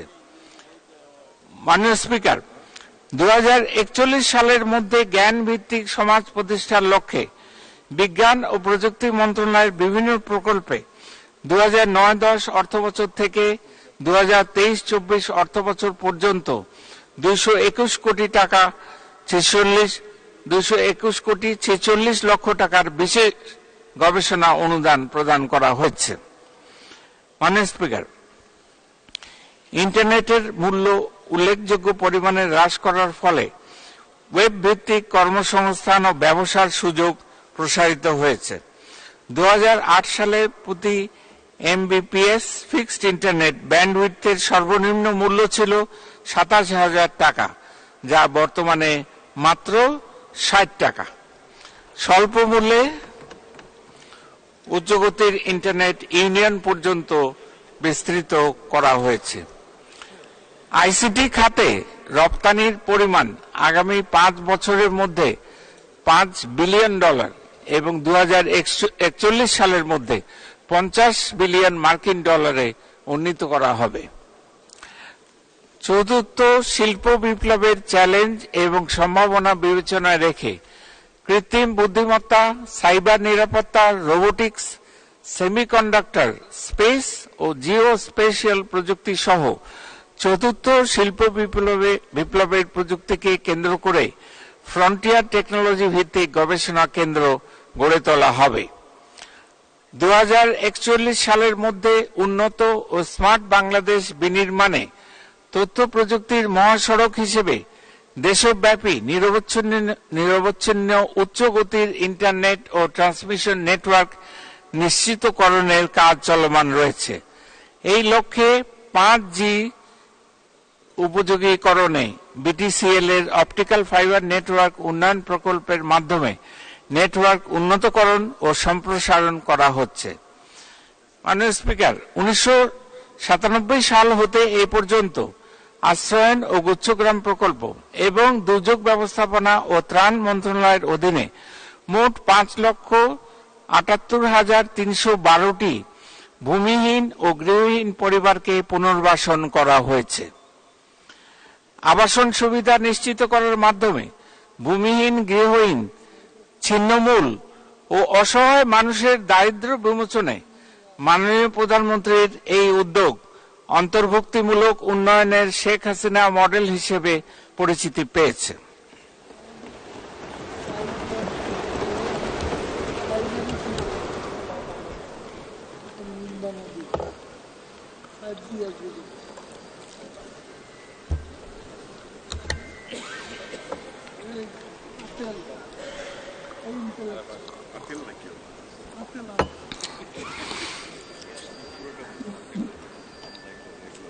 মাননীয় স্পিকার, দেশের উন্নয়নে যুব সমাজকে আরো গভীরভাবে সম্পৃক্ত করতে গত 1.5 দশকে 37,46,000 যুবককে বিভিন্ন দক্ষতা বৃদ্ধিমূলক প্রশিক্ষণ দেওয়া হয়েছে এবং 1,437 কোটি 68 লক্ষ টাকা ঋণ বিতরণ করা হয়েছে। এছাড়া দেশজ সংস্কৃতির লালন, ধর্মীয় মূল্যবোধের সঠিক বিকাশ এবং ক্রীড়ার উন্নয়নে বিভিন্ন কার্যক্রম গ্রহণ করা হচ্ছে। মাননীয় স্পিকার, সরকারি সেবা ও তথ্য নাগরিকদের নিকট সহজলভ্যকরণ এবং সরকারি কার্যক্রমে নাগরিকদের অংশীদারিত্ব বৃদ্ধির লক্ষ্যে গৃহীত বিভিন্ন উদ্যোগকে আরও কার্যকর করার জন্য ন্যাশনাল ইন্টিগ্রিটি স্ট্র্যাটেজি এবং civil registration and vital statistics ইত্যাদি কার্যক্রম বাস্তবায়ন করা হচ্ছে। মাননীয় স্পিকার, বিভিন্ন সেক্টরে ডিজিটালাইজেশনের মাধ্যমে দুর্নীতি প্রতিরোধ ও জনগণের ভোগান্তি হ্রাসের উদ্যোগ নেওয়া হয়েছে। মাননীয় স্পিকার, 18 বছর বয়সের বেশি জনগোষ্ঠীকে একটি টেকসই ও সুসংগঠিত সামাজিক নিরাপত্তা কাঠামোর আওতায় আনার লক্ষ্যে মাননীয় প্রধানমন্ত্রী গত 17 আগস্ট 2023 তারিখে সম্পূর্ণ অনলাইন ভিত্তিক সর্বজনীন পেনশন কার্যক্রমের উদ্বোধন করেছেন। বর্তমানে এই কার্যক্রমে ব্যাপক সাড়া পাওয়া যাচ্ছে। পেনশন সুবিধা পান এমন সকল সরকারি প্রতিষ্ঠানের নতুন নিয়োগপ্রাপ্তদের আমরা সর্বজনীন পেনশন ব্যবস্থার আওতায় নিয়ে আসব। স্বায়ত্তশাসিত ও রাষ্ট্রায়ত্ত প্রতিষ্ঠানের নতুন নিয়োগপ্রাপ্তদের ইতিমধ্যে এই ব্যবস্থার আওতাভুক্ত করা হয়েছে। 1 জুলাই 2025 হতে অন্যান্য সরকারি প্রতিষ্ঠানের নতুন নিয়োগপ্রাপ্তদের জন্য আমরা এই ব্যবস্থা চালু করব। মাননীয় স্পিকার, দেশি বিনিয়োগ ও এফডিআই বৃদ্ধির লক্ষ্যে আমাদের সরকার বিশেষ মনোযোগ দিচ্ছে। সেই লক্ষ্যে বেসরকারি খাত উন্নয়ন সহ বিনিয়োগ প্রক্রিয়া সহজতর করার উদ্দেশ্যে নানাবিধ পদক্ষেপ গ্রহণ করা হচ্ছে। ইতিমধ্যে অনলাইন ভিত্তিক ওয়ান স্টপ সার্ভিস পোর্টালের কার্যক্রম চালু করা হয়েছে। উক্ত ওয়ান স্টপ সার্ভিস পোর্টালের মাধ্যমে 38টি প্রতিষ্ঠানের 115টি সেবা প্রদান করা হচ্ছে। 100টি অর্থনৈতিক অঞ্চল প্রতিষ্ঠার লক্ষ্যমাত্রার বিপরীতে 29টি অর্থনৈতিক অঞ্চল প্রতিষ্ঠার কার্যক্রম চলমান রয়েছে। চট্টগ্রামের মিরসরাই, সীতাকুণ্ড এবং ফেনীর সোনাগাজী উপজেলার প্রায় 33,000 একর জমিতে বঙ্গবন্ধু শেখ মুজিব শিল্পনগর স্থাপন করা হচ্ছে। কেন্দ্রীয় সমন্বিত আর্থিক তথ্য ব্যবস্থাপনা পদ্ধতি আইব্যাস প্লাস এর মাধ্যমে বর্তমানে বাজেট প্রণয়ন ও বাস্তবায়ন, হিসাব রক্ষণ, অনলাইনে bill submission, electronic fund transfer EFT পদ্ধতিতে পরিশোধ ইত্যাদি কার্যক্রম সম্পন্ন করা হচ্ছে।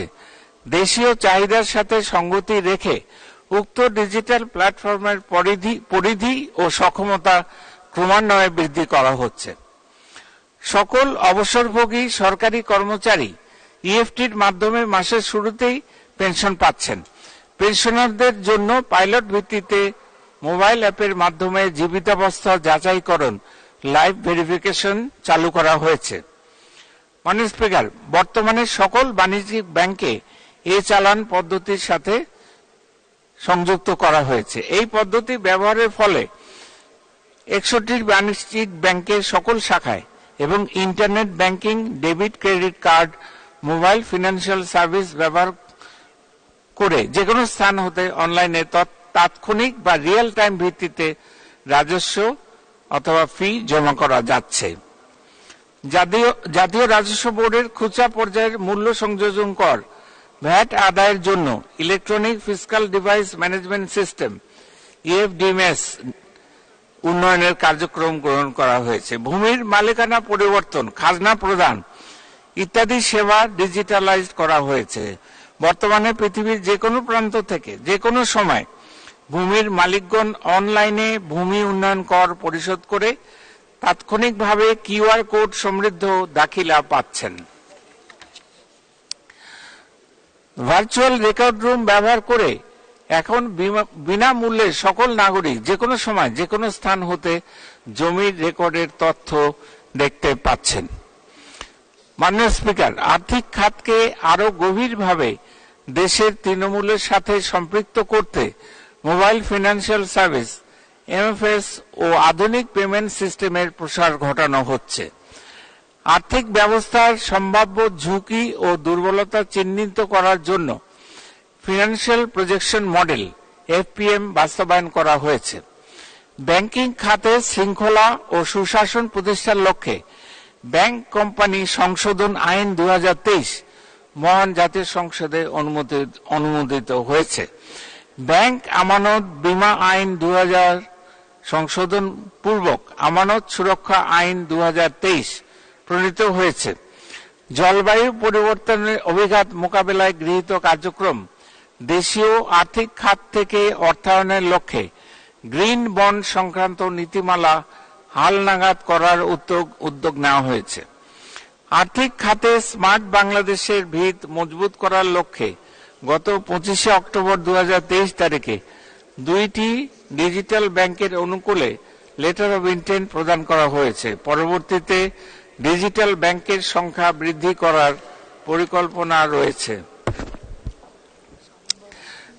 মাননীয় স্পিকার, আপনি জানেন মূল্য সংযোজন কর একটি পরোক্ষ ও বিজ্ঞানসম্মত আধুনিক কর ব্যবস্থা। জাতীয় রাজস্ব আদায়ের বড় অংশই মূল্য সংযোজন কর হতে আহরিত হয়ে থাকে। আমি মূল্য সংযোজন কর খাতে নিম্নরূপ প্রস্তাবসমূহ মহান জাতীয় সংসদের সদয় বিবেচনার জন্য উপস্থাপন করছি।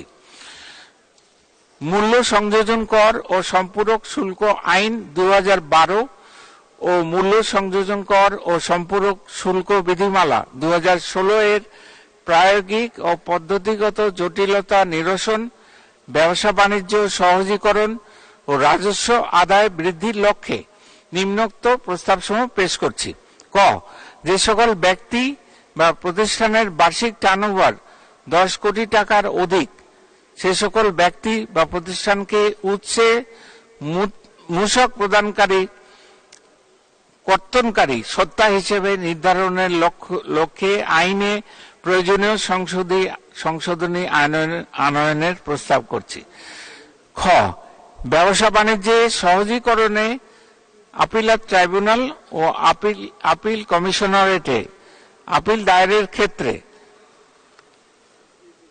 বিতর্কিত আদেশে উল্লিখিত দাবিকৃত করের জরিমানা ব্যতীত 20% পরিবর্তে 10% অর্থ পরিশোধের বিধান করার লক্ষ্যে আইনে প্রয়োজনীয় সংশোধনী আইনের প্রস্তাব করছি।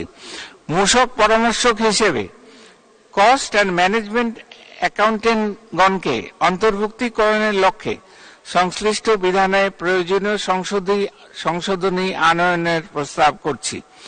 ঘ, এছাড়াও প্রায়োগিক ও আইনি জটিলতা নিরসন কল্পে আইনের কতিপয় বিধানে সংশোধনী আনয়নের প্রস্তাব করছি। মাননীয় স্পিকার, এক্সাইজেস অ্যান্ড সল্ট অ্যাক্ট 1944 এর আওতায় বর্তমানে বিমান টিকিট ও ব্যাংক হিসাবের উপর আবগারি শুল্ক আরোপিত রয়েছে। বিমান টিকিটের উপর আরোপিত আবগারি শুল্ক অপরিবর্তিত রেখে ব্যাংক হিসাবে স্ল্যাব সমূহ এবং আবগারি শুল্কের পরিমাণ যৌক্তিকীকরণ সহ অফশোর ব্যাংকিং ইউনিটের আওতাধীন আমানতকারী ও বৈদেশিক ঋণদাতাগণের হিসাবের উপর আরোপনীয় আবগারি শুল্ক অব্যাহতি প্রদান করার প্রস্তাব করছি। মাননীয় স্পিকার, 2024-25 অর্থ বছরে রাজস্ব আদায় বৃদ্ধি ও কর পরিপালন বৃদ্ধির লক্ষ্যে আমি মহান জাতীয় সংসদে নিম্নোক্ত প্রস্তাবনা পেশ করছি। ক, সকল ধরনের আইসক্রিমের উপর বিদ্যমান শুল্ক হার 5% পরিবর্তে 10% নির্ধারণ করার প্রস্তাব করছি। খ, কার্বোনেটেড বেভারেজের উপর বিদ্যমান সম্পূরক শুল্ক হার 25% পরিবর্তে 30% নির্ধারণের প্রস্তাব করছি এবং কার্বোনেটেড বেভারেজের জন্য নির্ধারিত মাত্রার উপাদান অপেক্ষা ভিন্নতর মাত্রার উপাদান সম্বলিত পানীয়ের ক্ষেত্রে সম্পূরক শুল্ক হার 35% পরিবর্তে 40% নির্ধারণ করার প্রস্তাব করছি। গ, সিগারেট মানব স্বাস্থ্যের জন্য অত্যন্ত ক্ষতিকর একটি পণ্য। এই জাতীয় ক্ষতিকর পণ্যের ব্যবহার কমানো ও রাজস্ব আদায় বৃদ্ধির লক্ষ্যে আইনের 2য় তফসিলে উল্লেখিত সম্পূরক শুল্কের হার 65% পরিবর্তে 66% নির্ধারণ করার প্রস্তাব করছি। ঘ, মোবাইল ফোনের সিম কার্ড ব্যবহারের মাধ্যমে প্রদত্ত সেবার বিপরীতে বিদ্যমান সম্পূরক শুল্ক 15% পরিবর্তে 20% নির্ধারণ করার প্রস্তাব করছি। এছাড়াও প্রতিটি সিম কার্ড সিম সরবরাহের বিপরীতে বিদ্যমান মূসকের পরিমাণ 200 টাকার পরিবর্তে 300 টাকা নির্ধারণ করার প্রস্তাব করছি।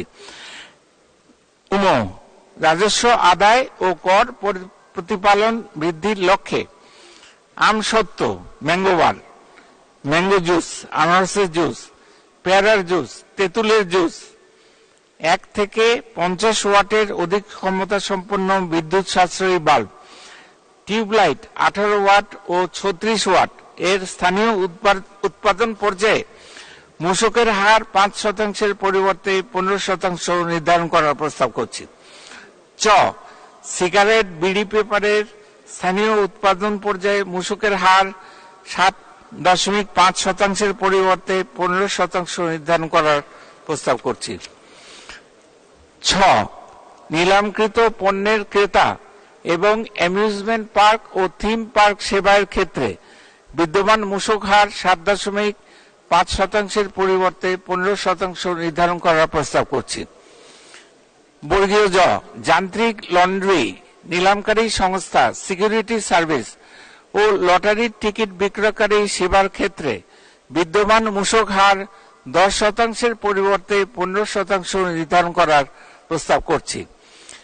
বর্গীয় জ, ইট, ব্রিক্স, চিপস ও মিকাট ব্যাটসের ক্ষেত্রে বিদ্যমান সুনির্দিষ্ট করের পরিমাণ ক্ষেত্রভেদে 10 থেকে 20% বৃদ্ধি করার প্রস্তাব করছি। এবং ঝ, ট্যুর অপারেটর সেবার উপর বিদ্যমান মূসক অব্যাহতির সুবিধা প্রত্যাহার করার প্রস্তাব করছি। মাননীয় স্পিকার,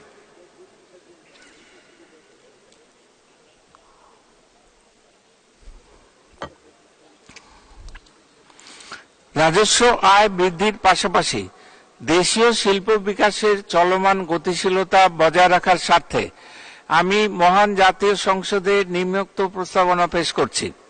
ক, এয়ার কন্ডিশনার উৎপাদনের ক্ষেত্রে স্থানীয় উৎপাদন পর্যায়ে বিদ্যমান 0% পরিবর্তে 7.5% মূসক আরোপ সহ রেয়াতি সুবিধার মেয়াদ 1 বছর বর্ধিতকরণের প্রস্তাব করছি। এবং খ, রেফ্রিজারেটর ও ফ্রিজার উৎপাদনের ক্ষেত্রে স্থানীয় উৎপাদন পর্যায়ে বিদ্যমান 5% পরিবর্তে 7.5% মূসক আরোপ সহ রেয়াতি সুবিধার মেয়াদ 1 বছর বর্ধিতকরণের প্রস্তাব করছি।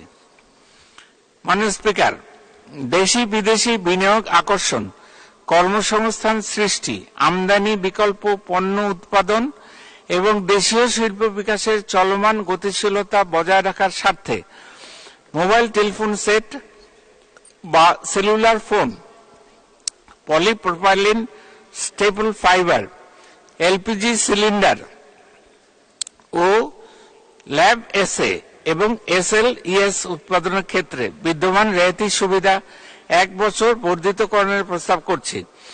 এবং অপটিক ফাইবার কেবলের ক্ষেত্রে বিদ্যমান রেয়াতি সুবিধা 3 বছর বর্ধিতকরণের প্রস্তাব করছি। এবং তথ্য প্রযুক্তি ও কম্পিউটার শিল্পের বিকাশের লক্ষ্যে প্রদত্ত রেয়াতি সুবিধা সংক্রান্ত প্রজ্ঞাপনে উপকরণ ও খুচরা যন্ত্রাংশ স্থানীয়ভাবে ক্রয়ের ক্ষেত্রে প্রযোজ্য মূল্য সংযোজন কর থেকে অব্যাহতি প্রদানের বিষয়টি অন্তর্ভুক্তিকরণের প্রস্তাব করছে। মাননীয় স্পিকার, নারী ও শিশু স্বাস্থ্য সুরক্ষায় প্রয়োজনীয় স্যানিটারি ন্যাপকিন ও ডায়াপারের স্থানীয়ভাবে উৎপাদনের লক্ষ্যে উৎপাদনে ব্যবহৃত কতিপয় কাঁচামাল আমদানির ক্ষেত্রে প্রদত্ত রেয়াতির সুবিধার মেয়াদ 30 জুন 2025 খ্রিস্টাব্দ পর্যন্ত বর্ধিতকরণের প্রস্তাব করছি। মাননীয় স্পিকার, তামাকজাত পণ্যের ব্যবহার কমানো এবং রাজস্ব আয় বৃদ্ধির লক্ষ্যে তামাক ও তামাকজাত পণ্যের ক্ষেত্রে নিম্নরূপ প্রস্তাব করছি। ক, সিগারেটের নিম্ন স্তরের 10 শলাকার মূল্য স্তর 50 টাকা ও তদূর্ধ্ব এবং সম্পূরক শুল্ক 60% ধার্যের প্রস্তাব করছি। এছাড়া মধ্যম স্তরের 10 শলাকার মূল্য স্তর 70 টাকা ও তদূর্ধ্ব, উচ্চ স্তরের 10 শলাকার মূল্য স্তর 120 টাকা ও এই তিনটি স্তরের সম্পূরক শুল্ক 65.5% নির্ধারণ করার প্রস্তাব করছি। প্রতি 10 গ্রাম জর্দার সর্বোচ্চ খুচরা মূল্য 48 টাকা এবং প্রতি 10 গ্রাম গুলের সর্বোচ্চ খুচরা মূল্য 25 টাকা নির্ধারণ করার প্রস্তাব করছি। মাননীয় স্পিকার, স্মার্ট বাংলাদেশ বিনির্মাণে রাজস্ব আদায় বৃদ্ধির পাশাপাশি ব্যবসা বাণিজ্য সহজীকরণের কোনো বিকল্প নেই।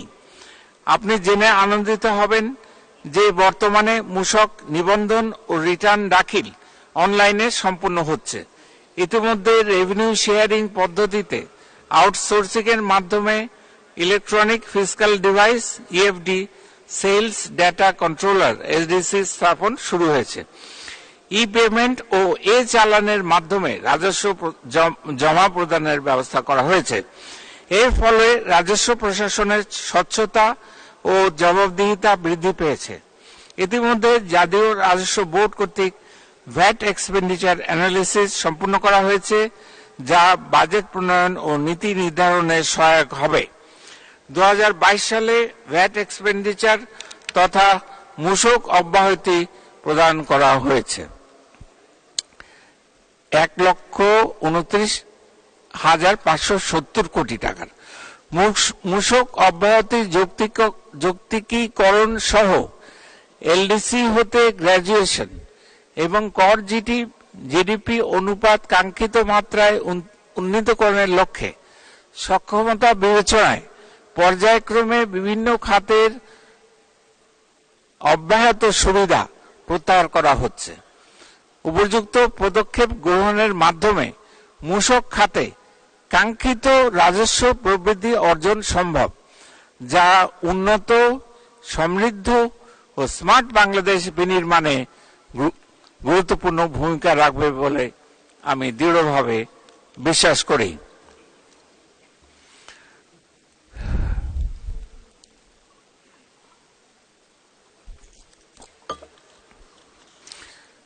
মাননীয় স্পিকার, আয়কর একটি দেশের অভ্যন্তরীণ চালিকা শক্তি, যা সামাজিক ও অর্থনৈতিক সমতা বজায় রাখতে গুরুত্বপূর্ণ ভূমিকা পালন করে। আয়কর সাধারণত প্রগতিশীল ভিত্তিতে আরোপ করা হয়, যার লক্ষ্য হল কর ভার ন্যায়সঙ্গতভাবে বন্টন করা, যেন উচ্চ আয়ের ব্যক্তি নিম্ন আয়ের ব্যক্তির তুলনায় তাদের আয়ের বৃহত্তর অংশ আয়কর হিসেবে পরিশোধ করে।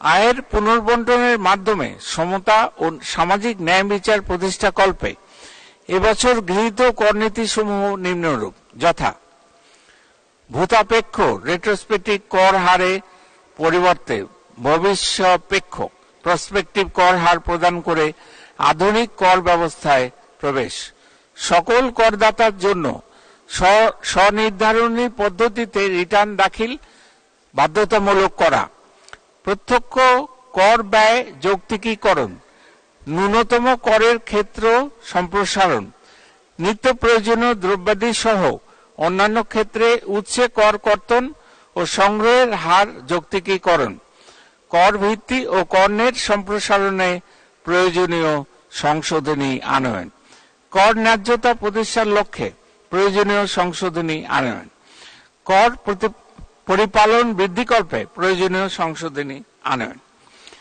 মাননীয় স্পিকার, স্মার্ট বাংলাদেশ বিনির্মাণে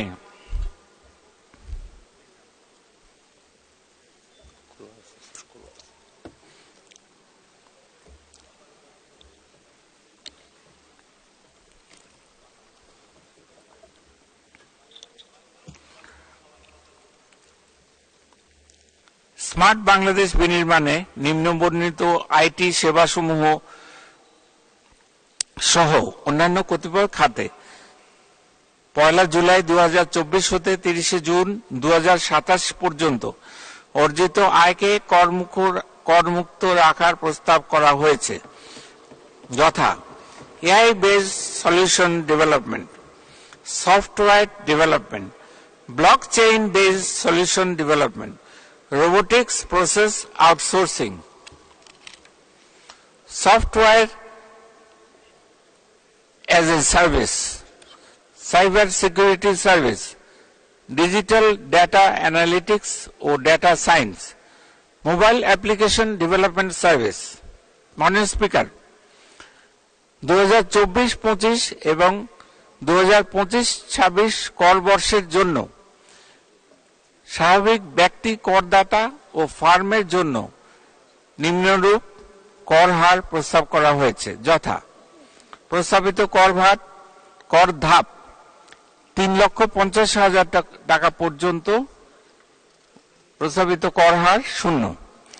পরবর্তী 1 লক্ষ টাকার উপরে প্রস্তাবিত কর হার 5%। এর পরবর্তী 4 লক্ষ টাকার উপরে প্রস্তাবিত কর হার 10%। পরবর্তী 5 লক্ষ টাকার উপর প্রস্তাবিত কর হার 15%। পরবর্তী 5 লক্ষ টাকার উপর প্রস্তাবিত কর হার 20%। পরবর্তী 20 লক্ষ টাকার উপর প্রস্তাবিত কর হার 25%। অবশিষ্ট টাকার উপর প্রস্তাবিত কর হার 30%। 2024-25 এবং 2025-26 কর বর্ষের জন্য কোম্পানি ও অন্যান্য করদাতাদের জন্য নিম্নরূপ কর হার প্রস্তাব করা হয়েছে, যথা বিবরণ: পরিশোধিত মূলধনের 10% অধিক শেয়ার আইপিওর মাধ্যমে হস্তান্তরিত হয়েছে এরূপ পিএলসির কর হার প্রস্তাবিত কর হার 22.5%। রেয়াতকৃত কর হার 20%। পরিশোধিত মূলধনের 10% বা 10%-এর কম শেয়ার আইপিওর মাধ্যমে হস্তান্তরিত হয়েছে এরূপ পিএলসির কর হার প্রস্তাবিত কর হার 25%। রেয়াতকৃত কর হার 22.5%। পাবলিকলি ট্রেডেড নয় এরূপ কোম্পানি প্রস্তাবিত কর হার 27.5%। রেয়াতকৃত কর হার 25%। এক ব্যক্তি কোম্পানি প্রস্তাবিত কর হার 22.5%।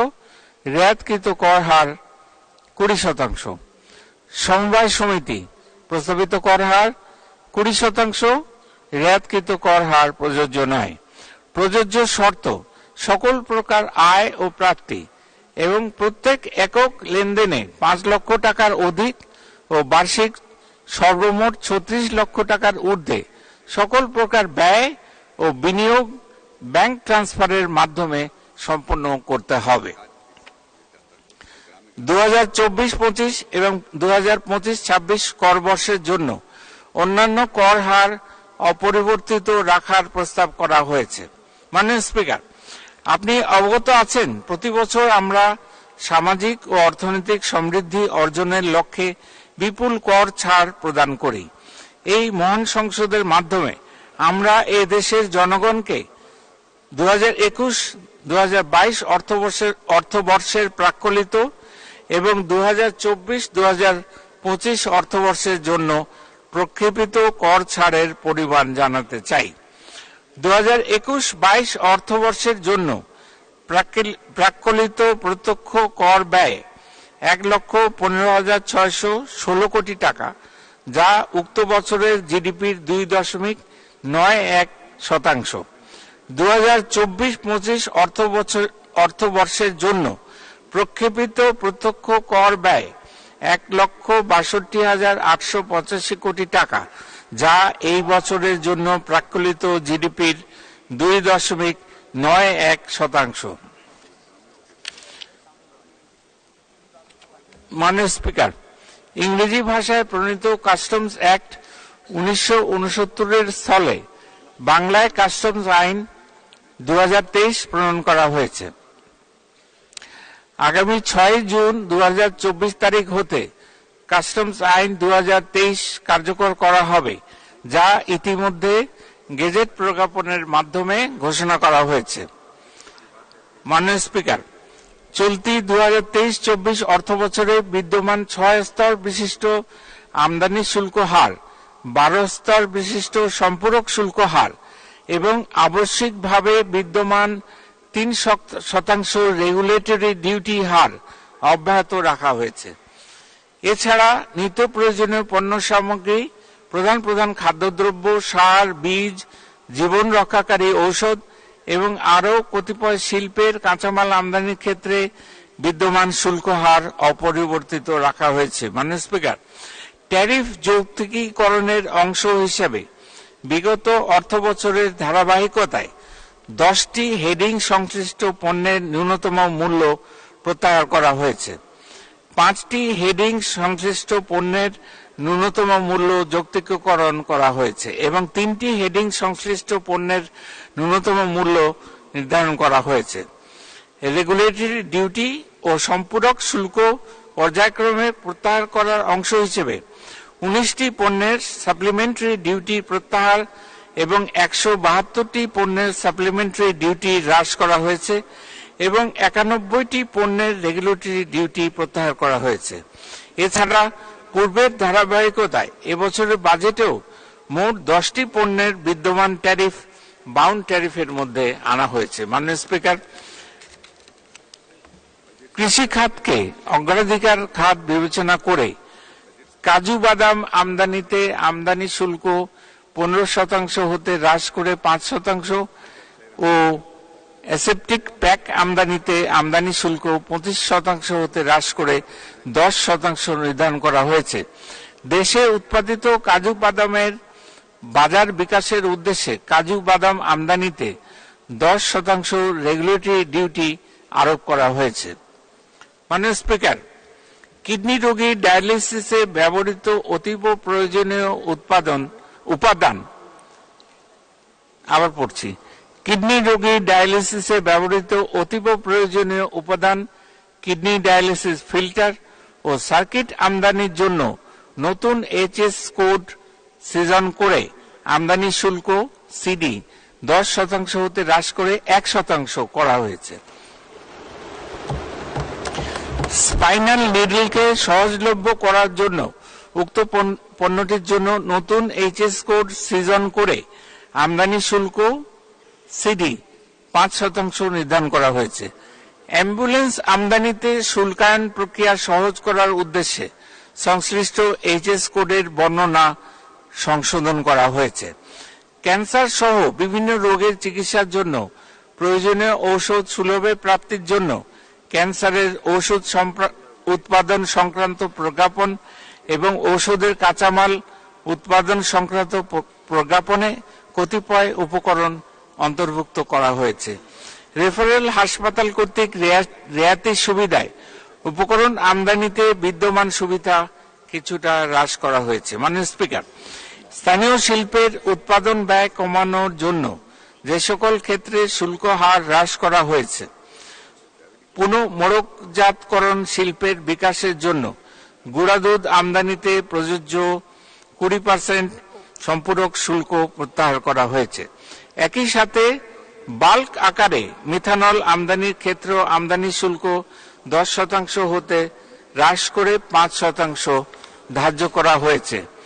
টেক্সটাইল শিল্পের বহুল ব্যবহৃত উপকরণ polyester synthetic staple fibre PSF ও পেট চিপস উৎপাদনে ব্যবহৃত কাঁচামাল মনোএথিলিন গ্লাইকল এমইজি এবং পিউরিফাইড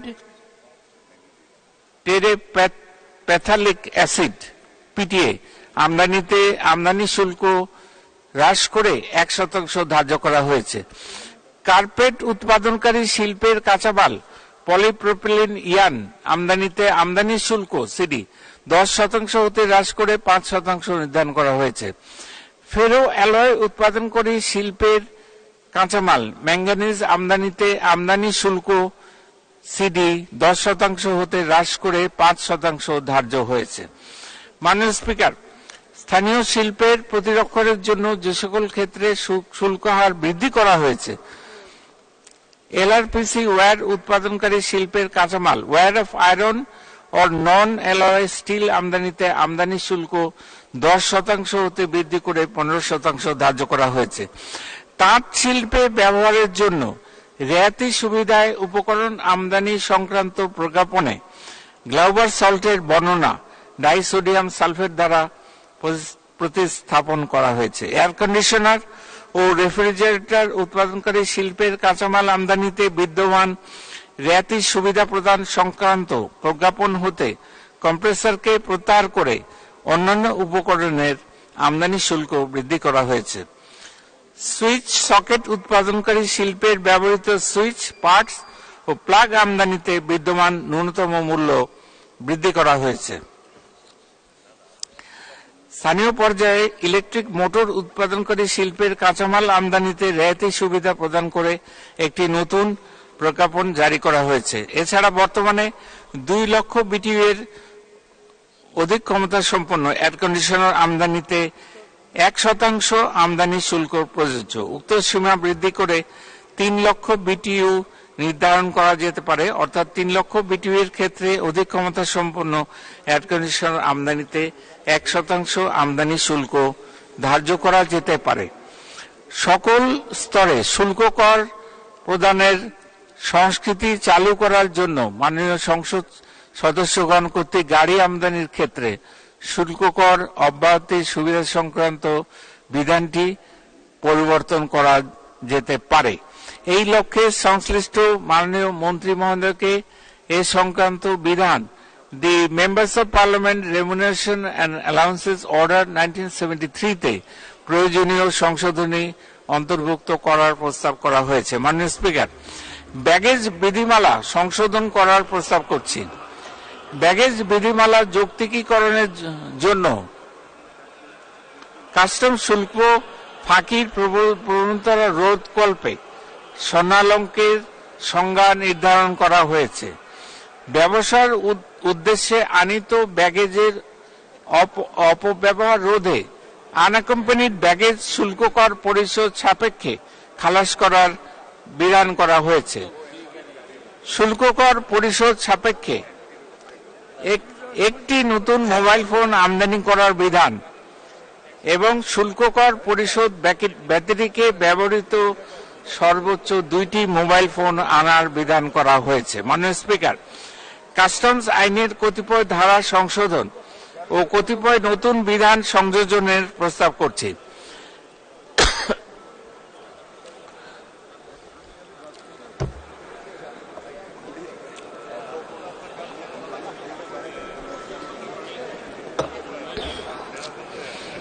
কাস্টমস কর্মকর্তা নিয়োগ বা ক্ষমতা অর্পণ সংক্রান্ত ধারা 4 এবং 6 এর সংশোধন, বকেয়ার হিসাব সহজ করার লক্ষ্যে ধারা 32 এর সংশোধন, গ্যারান্টির ধরন এবং গ্যারান্টি প্রদানের বাধ্যবাধকতা নির্ধারণ সংশ্লিষ্ট ধারা 41 এর সংশোধন, পণ্য ঘোষণার সংশোধনের ক্ষেত্রে বাস্তবতার প্রেক্ষাপটে কাস্টমস আইন 2023 এর ধারা 86-তে প্রয়োজনীয় সংশোধন, অখালাসকৃত পণ্য নিলাম সংশ্লিষ্ট ধারা সহজীকরণের উদ্দেশ্যে ধারা 94 এর উপধারা 2 এর সংশোধন, বিধিতে দণ্ড আরোপের বিধান রেখে ধারা 171 এর সংশোধন, চলতি দায়িত্বপ্রাপ্ত কর্মকর্তাগণের ন্যায় নির্ণয়ন ক্ষমতা সংশ্লিষ্ট আইনের ধারা 202 স্পষ্টীকরণ, আপিল দায়ের সংক্রান্ত বিধান সংশোধন, দেওয়ানি আদালতের এখতিয়ার সম্পর্কিত বিধান সংযোজন, আদালতের নির্দেশনার ক্ষেত্রে দালিলিক প্রমাণ উপস্থাপনের বিধান রেখে ধারা 261 সংশোধন, বিশেষায়িত কার্যকর ইউনিট গঠনের বিধান রেখে ধারা 264 পর নতুন ধারা 264 ক সংযোজন। এই আইনের অধীন যে কোনো কার্যক্রম ইলেকট্রনিক মাধ্যমে সম্পাদন করার আইনি বিধান সংযোজনের লক্ষ্যে ধারা 265 উপধারা 1 এর সংশোধন, কিছু নতুন বিধিমালা প্রণয়নের প্রস্তাব করছি। ইলেকট্রনিক রেকর্ড এবং ইলেকট্রনিক পেমেন্ট বিধিমালা 2024, কাস্টমস গ্যারান্টি বিধিমালা 2024, পণ্য ঘোষণা,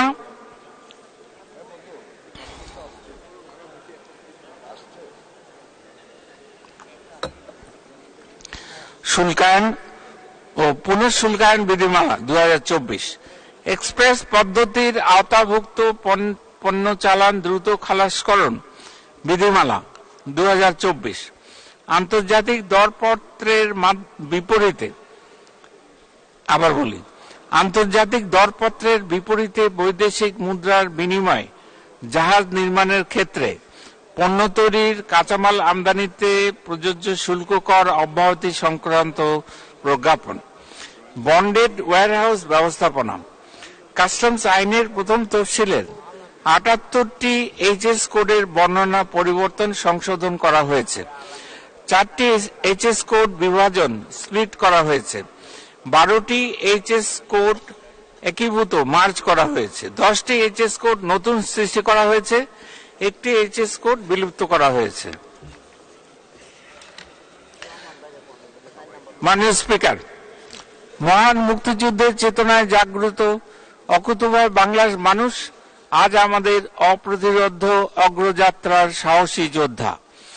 অপরিমেয় ত্যাগ ও আত্মদানে মহিমান্বিত এই পুণ্যভূমি সকলের সম্মিলিত প্রয়াসে শত ঘাত প্রতিঘাত পেরিয়ে অপরাজয়ের প্রত্যয় বারবার ঘুরে দাঁড়িয়েছে এবং ভবিষ্যতেও এই ধারা অব্যাহত রাখার দীপ্ত অঙ্গীকারে সাজানো হয়েছে 2024-25 অর্থবছরের বাজেট। চলমান বৈশ্বিক রাজনৈতিক প্রেক্ষাপট এবং অভ্যন্তরীণ সামষ্টিক অর্থনীতির অবস্থা বিবেচনায় নিয়ে রাজস্ব খাতের যুগোপযোগী সংস্কার এবং সেই লক্ষ্যে ডিজিটাল ট্রান্সফরমেশন, কর নেট বৃদ্ধি, কর বহির্ভূত রাজস্ব আদায় এবং প্রশাসনিক সক্ষমতা বৃদ্ধি করা হবে যাতে পর্যাপ্ত সম্পদের যোগান নিশ্চিত করা যায়। বাজেট ঘাটতি ধারণযোগ্য পর্যায়ে রেখে ঘাটতি নির্বাহে বৈদেশিক উৎসের উপর নির্ভরশীলতা হ্রাস করা হবে। মূল্যস্ফীতি নিয়ন্ত্রণের লক্ষ্যে কৃচ্ছ সাধন কর্মসূচি সীমিত পরিসরে চালু রাখা হলেও উচ্চ মূল্যস্ফীতির চাপ হতে নিম্ন আয়ের মানুষের সুরক্ষা প্রদান কার্যক্রমের পরিধি বাড়ানো হবে। মূল্যস্ফীতি নিয়ন্ত্রণের পাশাপাশি দারিদ্র বিমোচন, কর্মসৃজন, সামাজিক নিরাপত্তা কর্মসূচি, শিক্ষা, স্বাস্থ্য, কৃষি ও জলবায়ু পরিবর্তনের অভিঘাত মোকাবেলা সহ সরকারের অগ্রাধিকার খাতসমূহে প্রয়োজনীয় অর্থ বরাদ্দ নিশ্চিত করেন এবং ভবিষ্যৎ উন্নয়ন পরিক্রমাকে প্রাধিকার দিয়েই এই অর্থ বছরের বাজেট প্রণয়ন করা হয়েছে। স্মার্ট বাংলাদেশের দর্শনকে দর্পণে রূপান্তরের লক্ষ্যে প্রতিটি খাতে আধুনিকায়ন ও প্রযুক্তির সর্বোচ্চ ব্যবহারের উপর গুরুত্ব আরোপ করা হয়েছে। চতুর্থ শিল্প বিপ্লব উপযোগী ভৌত, সামাজিক ও প্রযুক্তি অবকাঠামো বিনির্মাণের প্রতি জোর দেওয়া হয়েছে যাতে স্মার্ট সমাজ, স্মার্ট নাগরিক, স্মার্ট সরকার এবং সর্বোপরি স্মার্ট অর্থনীতির সুফল দেশের সর্বশেষ প্রান্তে থাকা নাগরিকের কাছেও আমরা পৌঁছে দিতে পারি।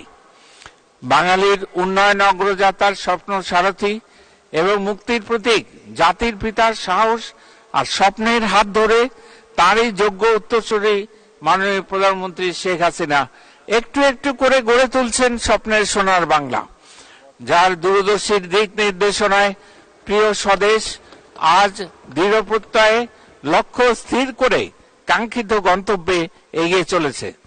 মাননীয় প্রধানমন্ত্রীর সুযোগ্য নেতৃত্বে বিশ্বের মানচিত্রে বাংলাদেশ আজ এক অনন্য উচ্চতায় আসীন।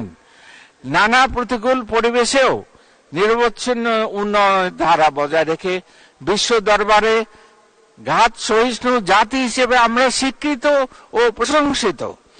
জনমানুষের জননেত্রী দেশরত্ন শেখ হাসিনার সাহসী ও গতিশীল উন্নয়ন প্রকৌশলে 2041 সালের মধ্যে একটি জ্ঞান ভিত্তিক, সুখী, সমৃদ্ধ, স্মার্ট বাংলাদেশ নির্মাণের বিনির্মাণের স্বপ্ন পূরণ করে আমরা এগিয়ে যাব অপার সম্ভাবনাময় আগামীর পথে ইনশাআল্লাহ। জয় বাংলা, জয় বঙ্গবন্ধু, জয়তু শেখ হাসিনা।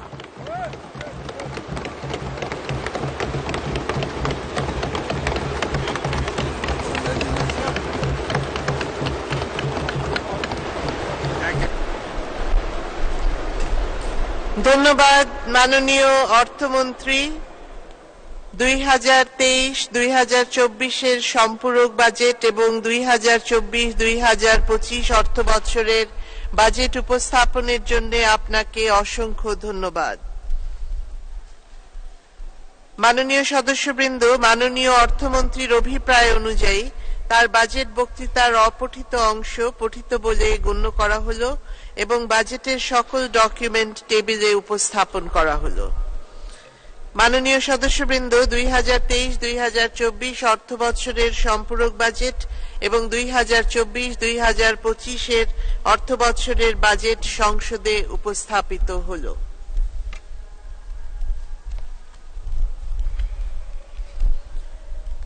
মাননীয় সদস্যবৃন্দ, দিনের কার্যসূচি অনুযায়ী এখন আইন প্রণয়ন কার্যাবলী।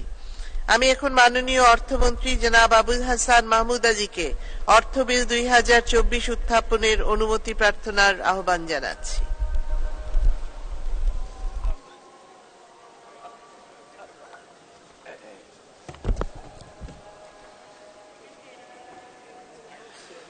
মাননীয় স্পিকার, আপনাকে ধন্যবাদ।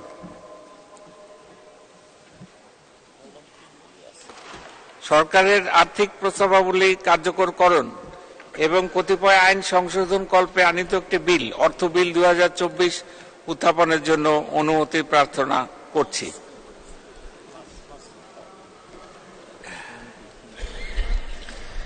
ধন্যবাদ মাননীয় মন্ত্রী, আপনি বিলটি উত্থাপন করুন।